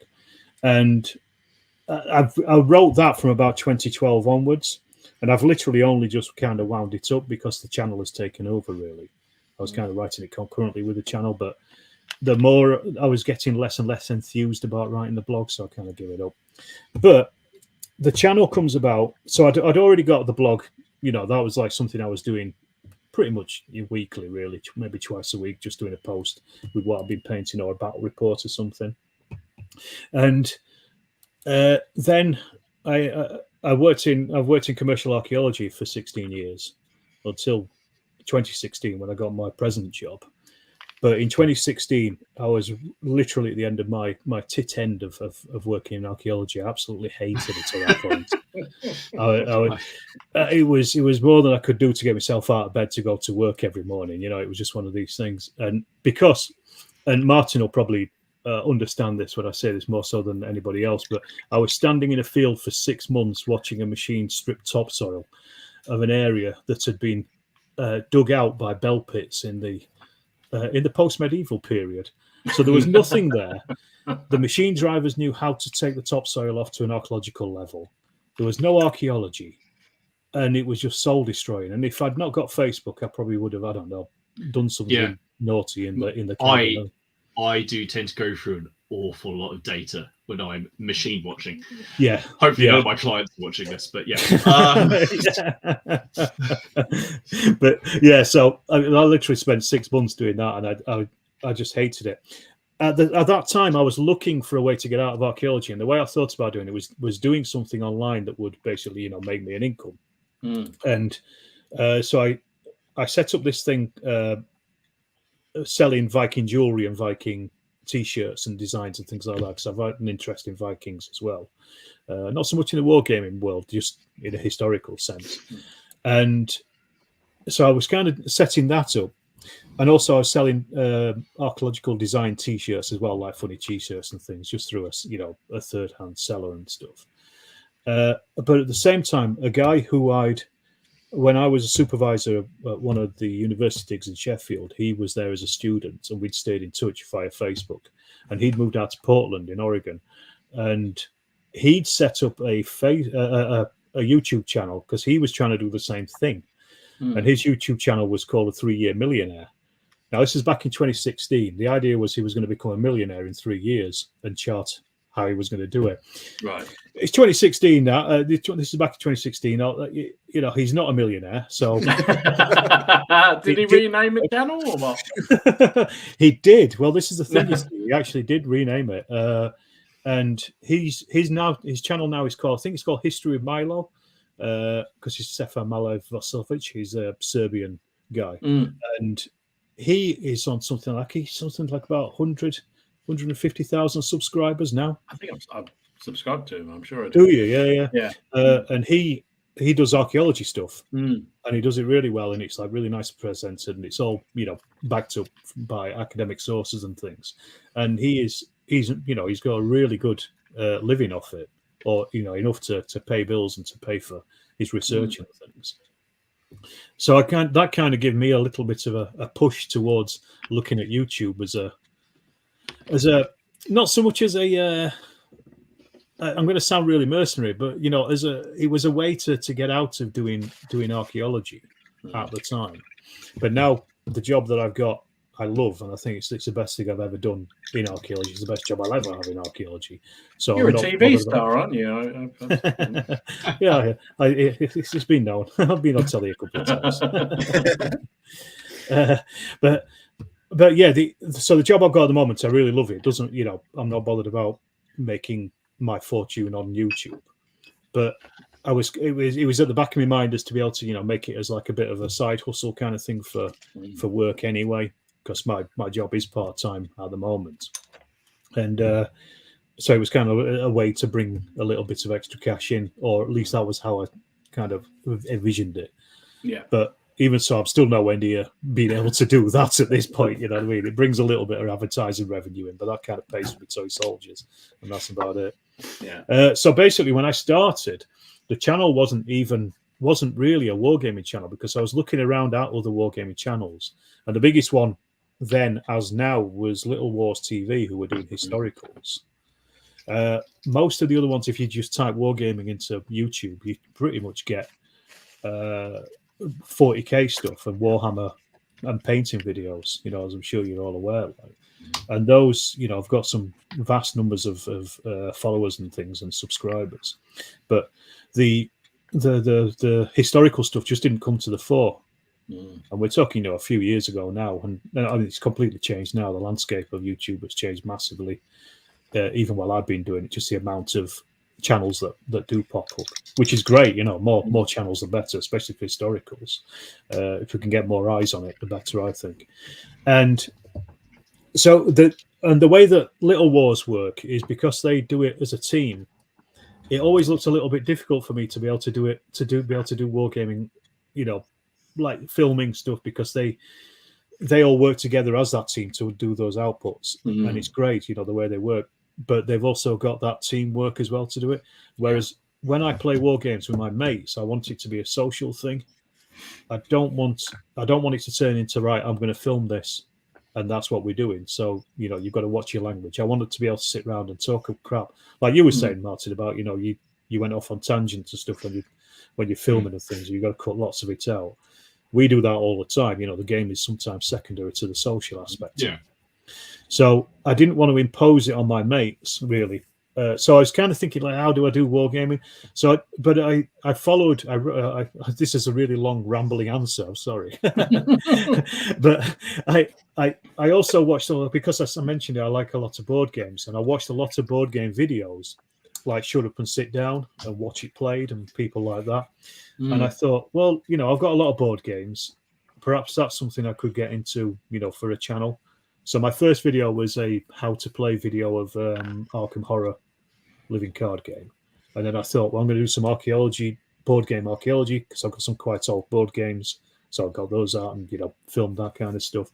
And I still didn't really think too much about it as a wargaming channel. It was more of a board gaming kind of channel. But the problem with board gaming is it's like 40k stuff. You're a very small fish in a very big pond. So to get noticed, you have to be very, very good. And, there's already loads of channels that people just tune straight into. And then kind of happenstance happened, really, with the lockdown. At this point, I'd kind of filmed a couple of battle reports with my mates, but they'd never really, I don't know, they'd never really taken off. That nobody seemed to be particularly interesting. that's directed at all of us, isn't it? Couldn't possibly say that, Luke. No, absolutely not. No. But yeah, what was I saying? I'd filmed a couple of battle reports, but to be honest, they were pretty rubbish because of the fact that I was playing a game with mates and we were sat around chatting and stuff. So there's a lot of editing of it out, and you couldn't. And I filmed it from like one position for 2 hours. You know what I mean? Nothing happened in it. But then we got to the lockdown, and when the pandemic started. Again, it sounds relatively callous, this, but it's done great things for my channel, just because of happenstance more than anything else. And what happened was I did a video because suddenly the first couple of weeks of the lockdown, nobody knew what to do, did they? No. Wargaming wise, because everything had just disappeared. All the clubs had disappeared. All your usual mates had disappeared. You couldn't play. And I remembered back to when I was a kid, and I used to do a lot of solo wargaming. Again, just because of circumstance, because my mates weren't always available. So I just used to play, really big Second World War games with using Airfix figures and stuff. That go on for a weekend. So I've always been used to solo gaming, and I've played a lot of board games solo as well. So I'm kind of used to, how they work and things. So I did a video, just was a rough guide to solo wargaming, and just put that out. I thought, right, people kind of need a bit of a steer on this. And it proved really popular. And then it kind of triggered something in me. I thought, well, if I'm telling people how to do it, why not I show them how to do it as well? So then I started making a couple of battle reports. So this is like some of the just showing, showing how to do like hidden movement, or how to have like, cards all over the table, which, might be a dummy, or it might be an enemy unit or something. So you kind of, you don't know what you're coming up against when you're playing the game. And then they kind of really just started taking off. And it kind of blossomed from there, really, because I started going more into the historical stuff, and because that's my my first love, as I said earlier, going all the way back to when I was a nipper. I think that's just kind of where the channel then naturally went. Because it's one of those things, where I am now, doing what I'm doing now in the channel is completely different to what I was doing when I started, and even how I wanted the channel to go when I started it. Because I was doing a lot more military history as well on the channel, which I do less of because they take a long time to make. I'd like to do more. It's the same thing. He's done a few, and it takes a lot of work. It does, because you've got to do the research, then you've got to write your script, then you've got to record it, then you've got to put all your images together, and it just takes such a long time. But they are some of the most popular videos on the channel as well. I did one about the 88mm anti-tank gun. I think it's like the second most viewed video, and I think that's on about, I don't know, maybe about 40 or 50,000 views at this point, I think. Wow.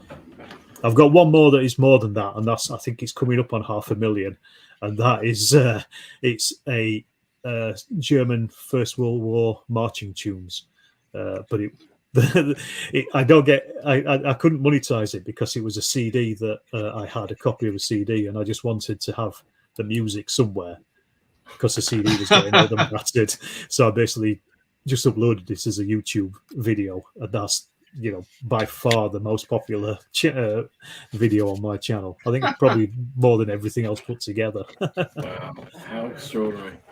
It's funny, isn't it? Because I mean, you know, obviously this whole thing, the plastic crack, came about because of lockdown.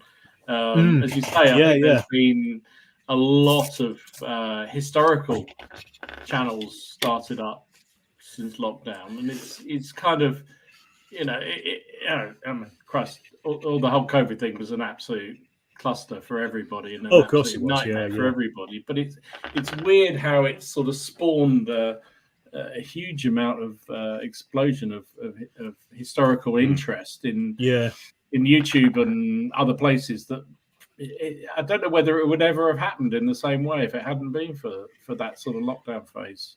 It's interesting. Yeah, absolutely. I mean, I definitely put my channel growth down to it. It's happened in the last 2 years, and you know, the last 2 years were lockdown. People just wanted to watch things. Yeah, you know, so an hour-long or 2-hour-long video report of a battle that, you know, you can't play but somebody else is playing, you know, people loved it. Yeah. So it just like I say, happenstance. I don't know. As crap as the COVID thing was and is and still is, you know, it's also given birth to like you say, the whole range of new channels and stuff that's just happened in the last few years, which is great. You know, the more the merrier. Absolutely, and it's sort of brought a community together, which is brilliant. Yeah. Battlemat says it very well. A lot of middle-aged blokes sitting at home trying to start a conversation with Exactly that. Absolutely right. Yeah, it's true. So, I mean, you know, a lot of your videos, as you say, are solo. Pretty much all of your videos are solo, aren't they? So, is, you know, kind of, is that the way you like? I mean, if you're given a choice, if you were playing solo versus playing down the club with your mates, what, you know, is there a particular thing you prefer to do? Is it just gaming is gaming and you love it? Gaming is gaming, I think, is the short answer. I love playing games against people because obviously you don't know what they're going to do, so it's unpredictable. But then games like Chain of Command are unpredictable in the way that they work. So, you know, you can play them quite happily, and stuff like Sharp Practice, because you're drawing cards for things. You don't know what's going to happen next. It's not like the I go, you go typical thing. So things change very quickly in those kind of games. So they're perfect for soloing. But I love playing them against people as well because I love that unpredictability of the game anyway. So it just adds. So, to go back to like what I was saying about with playing with friends and filming it, again, you know, I don't know if it's something I do because you kind of have, I guess you have to be kind of strict about filming it. And I know you guys have spoke to him, but I spoke to Travis as well over on my channel, and I asked him specifically about it. And I said, you know, what's the deal with you filming with your mates? And he says, Friday night we're filming a game. They come and they play the game, and we film the game, and that's it. You know, the banter is about the game. It's not about them catching up with like, what have you been up to this week, or, you know, that kind of thing. It's they just do it. And I don't. And as much as that works for Travis and for their approach and how they go about it, it's not something I'd like to impose on my mates because we don't always get to a game that often. Yeah, you know what I mean? it's funny. It's a balancing act because I mean, my battle reports are entirely filmed down the club. Well, a few around here, but and it literally is exactly that. It's just, you know, I set the camera up, we play our game, and as Martin says, I spend a lot of time editing out quite a bit of it. They're still very, very long videos, but it's kind of people report, say they kind of like the banter that goes on around the table and the fun and games, but it is an imposition. And I always ask, the guys I play regularly with, they don't have a problem, but I'll always say to them, look, guys, is it okay if I film this? Do you mind? Because there is a certain amount of, kind of you're intruding on their space by doing it. On the other hand, I think after a while, they pretty soon forget that the camera's there. Certainly, judging by some of the comments that I have to edit out, they've definitely forgotten the camera's on. But yeah, it's interesting. Yeah, Tim, who runs the Napoleonic Wargaming channel, he goes to the same club as me, and I've seen him recording his battle reports at the club. There, some of the more later ones that he's been done. I think he did Corunna a little while ago, and he recorded that at the club. I was down there, so I was kind of watching how he does it. And they play the game. Then he stops and he'll do a catch up as to what's happening and describe it and things. And then they'll carry on playing and then he'll do another catch up. So that's the way he does it. But again, I think you've hit the nail on the head there. Dom is really in position. But then also as well, I get into the game, so I kind of forget to film it as well when I'm playing with somebody. Because we did a Ronin game. My mate was desperate to play it and he did a Seven Samurai scenario, brought it over here and we played it and I filmed it, and it's on the channel, but it's an AAR that I'm probably not that happy with because there was bits of it I'd forgot to film. There was, do I do a voiceover afterwards? Do I do us talking about the game? I've never really found that balance for it. I mean, if you do, if you can, then brilliant. And if your mates are into it, then brilliant. But as you say, I find it a little. I don't know if I'd find it an imposition if someone else was doing it, but I'd find that I was imposing, and I think that would be enough to stop me, I guess. Yeah. No, I think that's the thing. It's what you feel comfortable with, right? And, exactly. And there's all things for different people, and so some people love that sort of format. Some, I have to say, Jason says it right. My club is like YouTube Central. You got Alex filming, you got me filming, you got Graham filming. It's like brilliant. I think we're going to get some professional lights put up in our club. Well, you're all what's the word? You're conditioned to it then, aren't you, at that point? So it doesn't really matter, it becomes that way. But the funniest thing, Alex, when I started filming down there, because I was the first one to do it, and they all took the piss out of me, something merciless. So like, oh, you're going to be, Cecil de Mills and all this kind of stuff. It's like, and now they're all doing it as well. So who's having the laugh? Anyway, it's one of those things. I just think it's interesting, and it's telling, isn't it? All these different approaches people take in their gaming and their filming of games. Martin has one approach. I do a different one. You do a different one, and but they're all fun to watch in their different ways. And I think it's interesting to see how people. I mean, I consider your games very much as a learning game. I learn so much. I mean, every time I want to know about like O Group, it's like I go and watch Alex. No, don't, because literally the amount of mistakes that I make in them, there's no point. They're useless, to be honest. I'm writing my own rules as I go along most of the time. That's fine. They work, Work. Yeah, that's at the end of the day. I've had fun, and and that's what I say to people. The amount of comments I do get about 37 minutes 11, you should have rolled 3 dice instead of 6. I'm like, I filmed this in October. I can't really remember. I'll take your word for it. But do you ever feel like that though? Because you do. You do videos and you put yourself out there, especially when you got 7. You say however many, 500,000 people watching a video. You're putting yourself out there. Do you feel a little bit of sort of nervousness each time you hit that? Publish on the video. Yeah, sometimes I think I do. I've kind of learned to live with it a little bit now. Certainly earlier on I was doing. There's been a few that I like the first O Group that I did.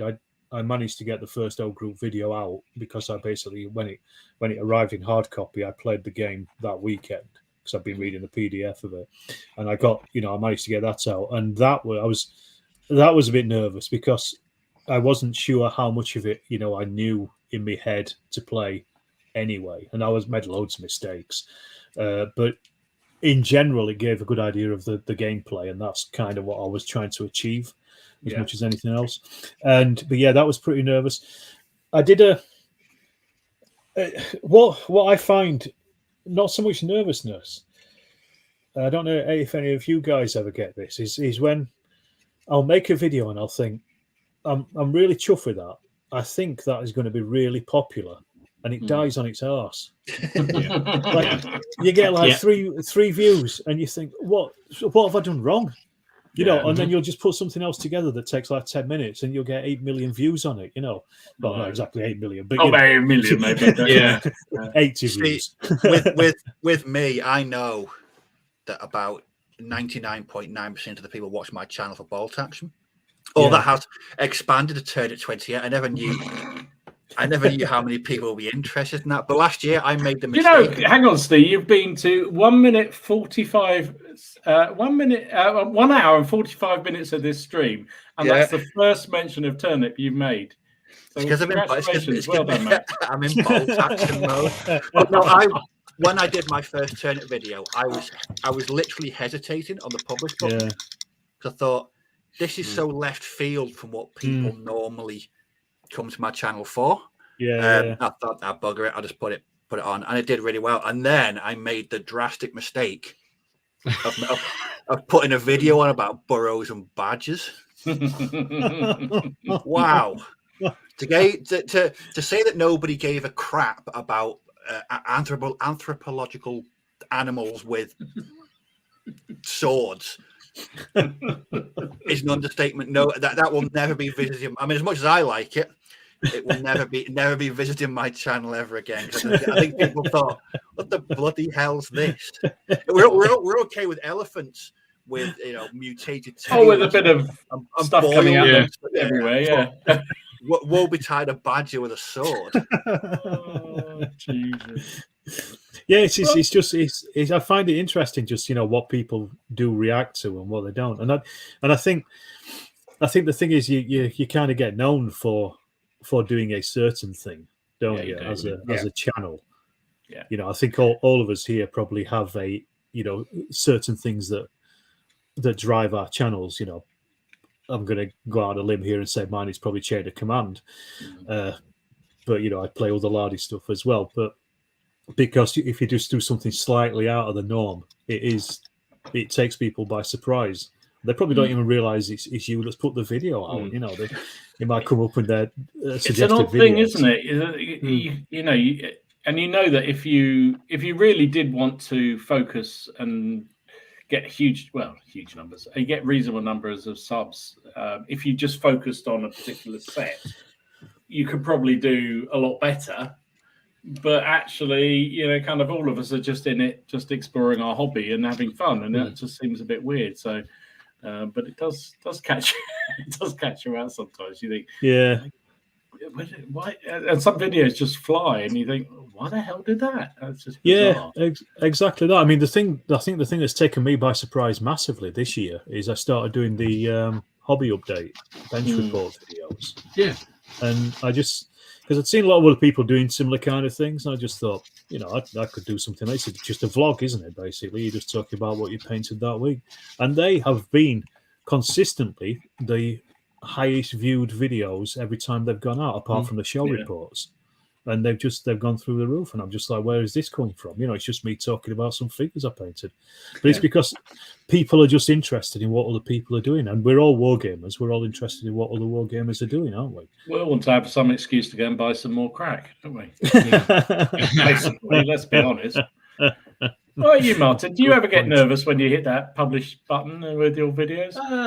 Yeah, I do. So I got nervous about the English Civil War one I just did, because that's the first pike and shot English Civil War period game that I put up there, and I was a bit like, ultimately we still had a good game. The way we film it, and the way we do it, because the way I thought about it was a bit like when we've been talking about To the Strongest. Is that the reason I fast forward through those turns is the measuring is what takes the time. And I was like, who wants to sit there and watch me measure? So I'll skip through that. But obviously the videos, the battle reports started because the way I was going to do them, I'd already sort of thought about it. It's just then lockdown happened and Haley took pity on me, and then we played Black Powder. And the reason we played Black Powder was because I had the two armies for it. I would have rather done Wars of the Roses. because that's what the channel primarily is. It's just that the black powder stuff was there, and then of course that kind of went a little bit crazy for a couple of months because we were putting out these battle reports once a week, and I was able to play against a human and my wife, which seemed to confuse. I think people were tuning in just human and your wife. Are you sure you want to say it that way? She's gone. Yeah, she's gone. Yeah, it's fine. But yeah, no, I do get nervous. So like, I think the ones I've come to the sort of like realization that what ones do. Now, my favorite videos to make are the history videos with the research. I love doing that. I love researching. I love finding out some strange little fact about someone and then linking it. I was having a conversation with Robin the other day where we found out that the guy that he's using in the Wars of the Roses was the uncle of my character, was son-in-law or something like that. We're like, oh god, they're actually connected because of all of this stuff. I like doing that, but those videos are very, very slow burns. They over time their views do rack up, but I think people want to be in a certain set of mind. I'm going to sit down and watch a history video with some models in it rather than just going and watch a documentary or something like that. So those ones I always get nervous about because I want people to be as excited about some random fact as I am, and then sometimes they're just not. I think the one that I find most nervous is if I ever do when I'm painting videos.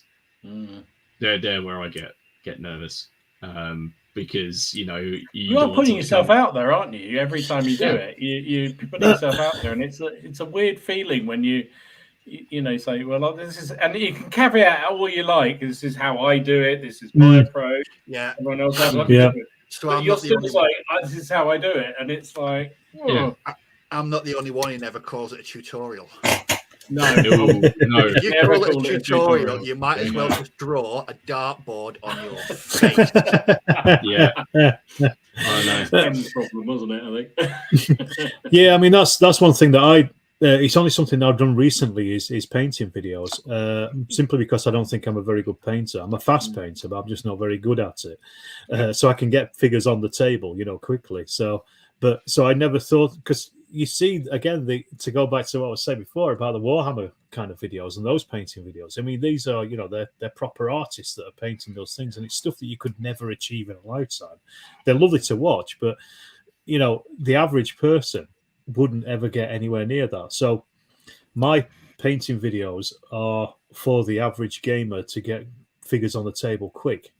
And I say that, in them, I say, this is how you do it quickly, and these will look half decent from 3 foot away, because that's what you need them to do. You know what I mean? And a lot of people, they worry about all the painting and things. But it's interesting what Martin said there about the measuring and stuff, how you speed that up. In the vast majority of my games, don't forget the herbs. I'll cover them in here. In the vast majority of my games, I never show the movements because, like you said, Martin, I think I think that's the boring bit. The bit that people want to see is the dice rolls. I want to see the outcome of those. Yeah, the firing or the melee or whatever. So that's kind of what I hone in on when I'm doing most of my videos.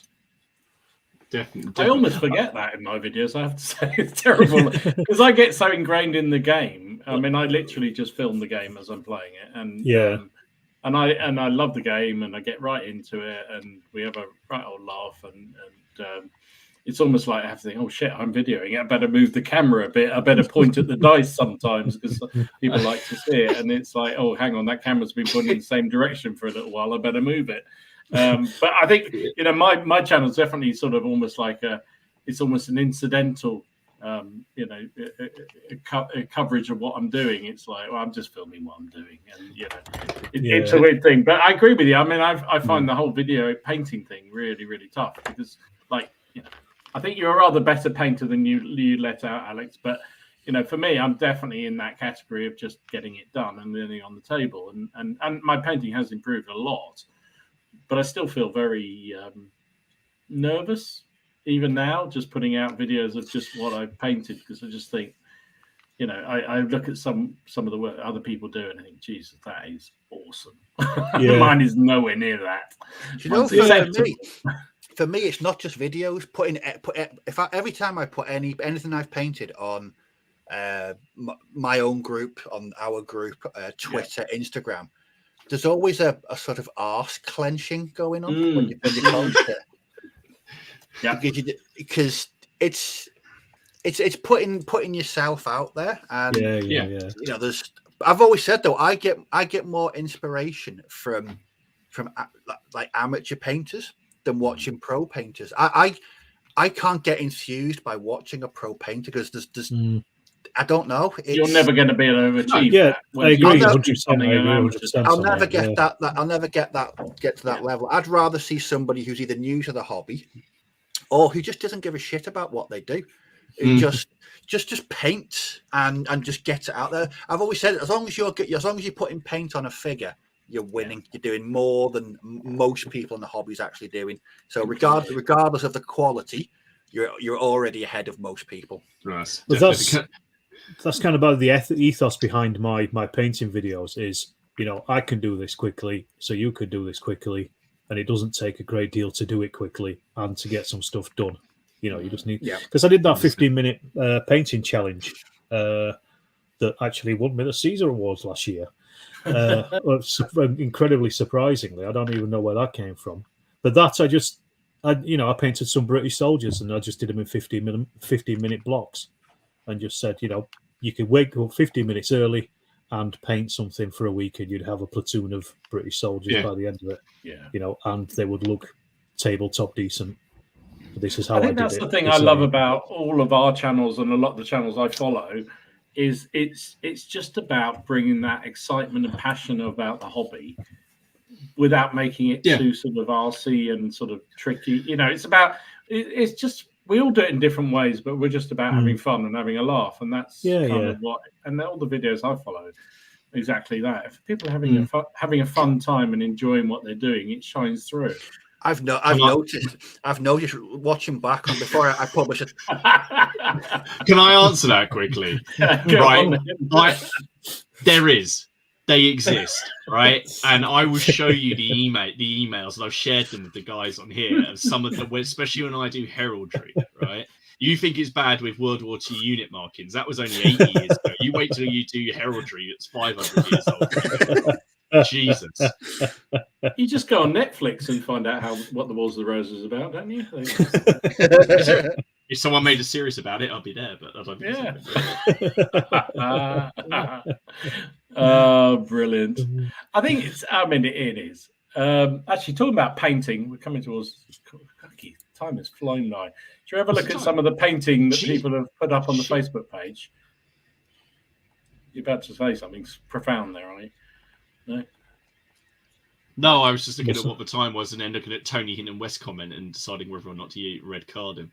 He likes the black powder game, especially when Haley commits mayhem with the chaps in green. Yes. Yeah.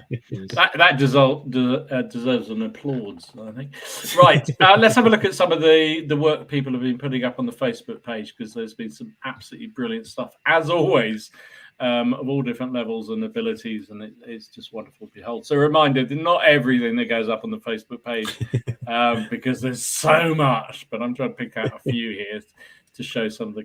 And you know, first 20, first few pictures I pulled down, I realized it was all weird shit, so I had to go back and find some proper shit.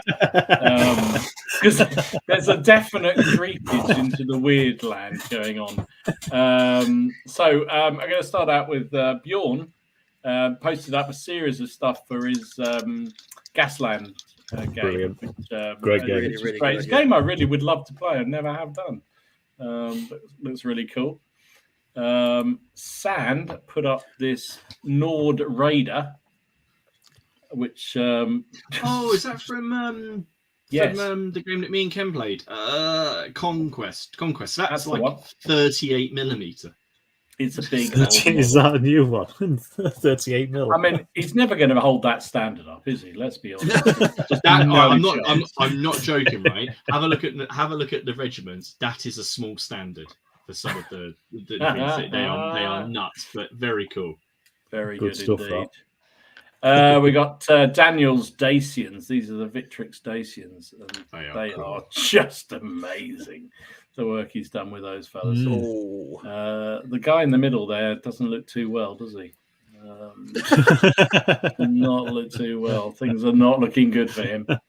Poor fella suffering.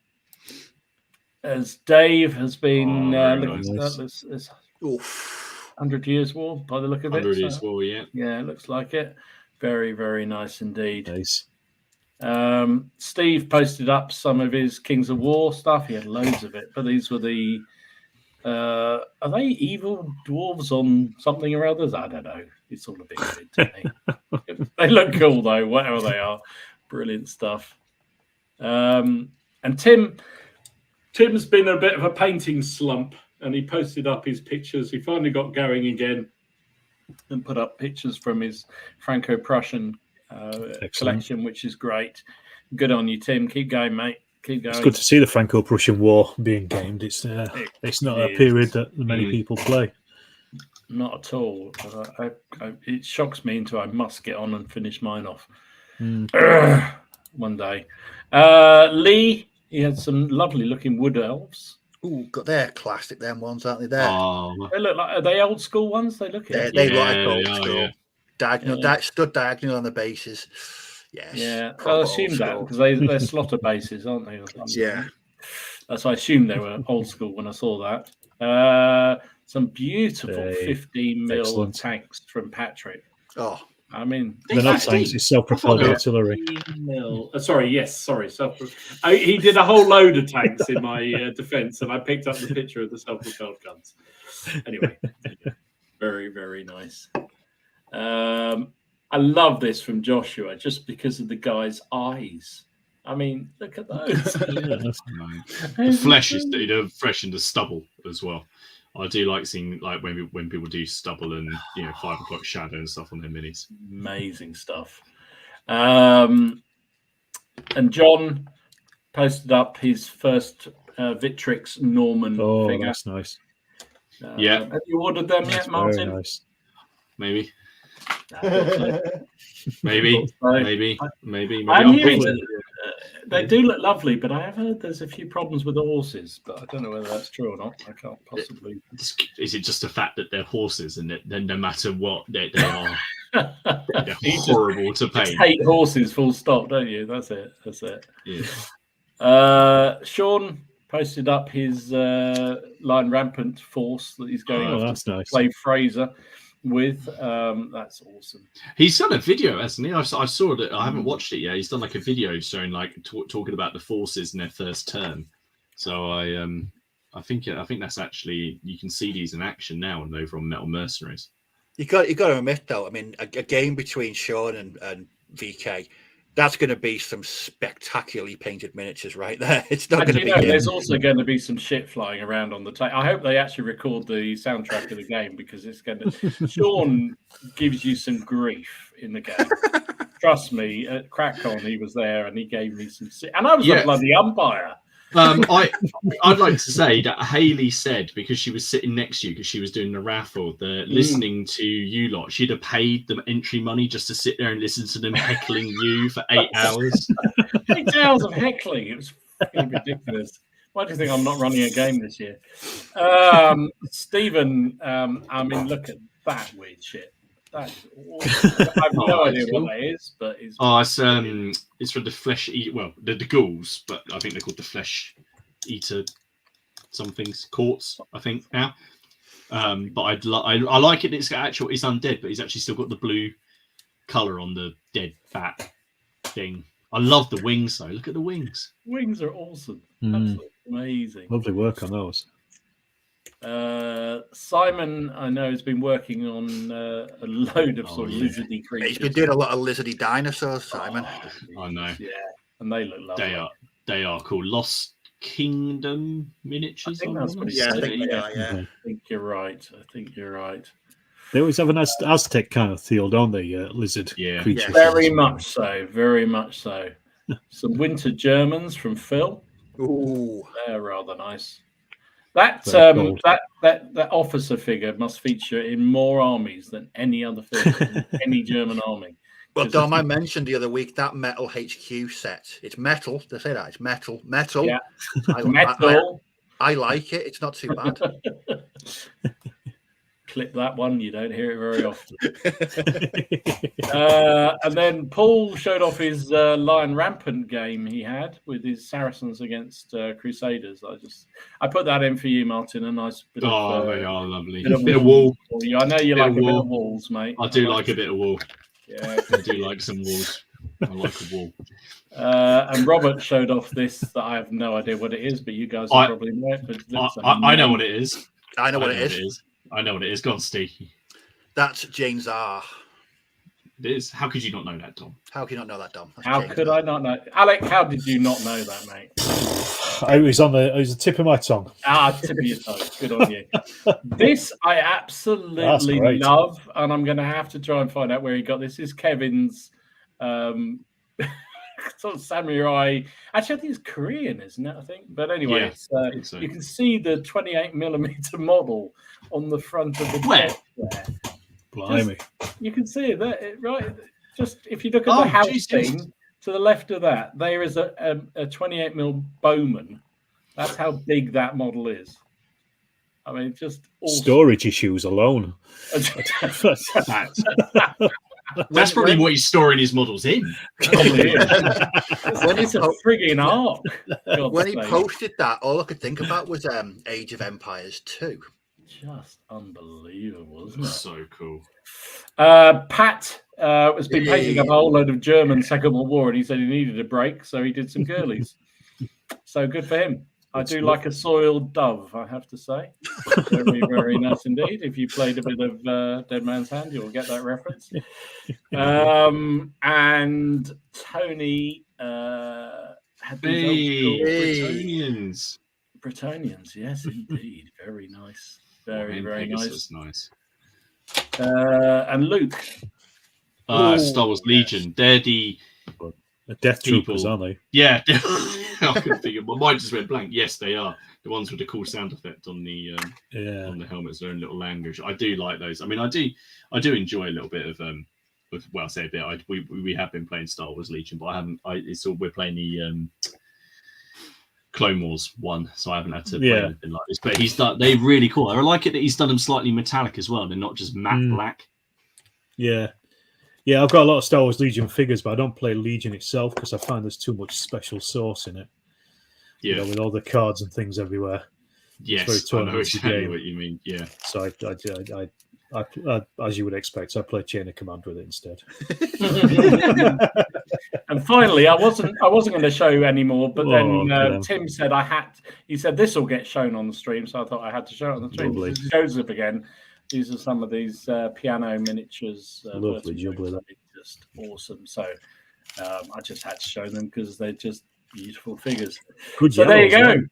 Some absolutely amazing stuff. Thank you very much indeed to everybody who put their stuff up on the Facebook page. If you aren't already subscribed or aren't already on the Facebook page, just click on the link. It's in the description down below and come along. And we'd love to see all the stuff that's going up there.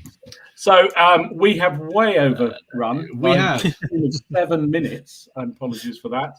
Alec, Alex, it's been brilliant to have you on board. I'm really, really great to have you. Thank you so much for coming. Remember, if you're coming to CrackCon, Alex is running a game. He is. It's not Chain of Command either. It's not Chain of Command. No, everything he said tonight is just no. You're running O Group, aren't you? 40k. No, it's all group. He's going bolt action, really. Yeah. It's all group. All group set in Malaya. Brilliant. So a lot of jungle. I'm going to have to shuffle along to that because I so want to play a bit of O Group.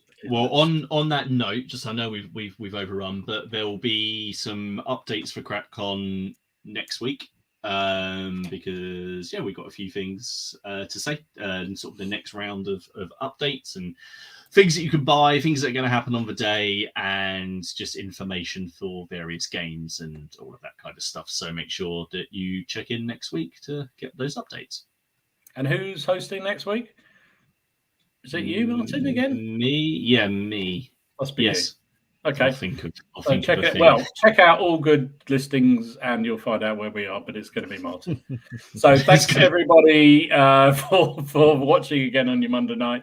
Really appreciate everybody coming on board. Thanks to Alex for joining us. It's been fantastic to have you on board, mate. Thank you so much again. Thank you. Thanks for having me. And you can't say any fairer than that. Really can't. Stay safe, stay well, everybody, and we'll see you again soon. Take care. Take care now. Bye-bye. Bye.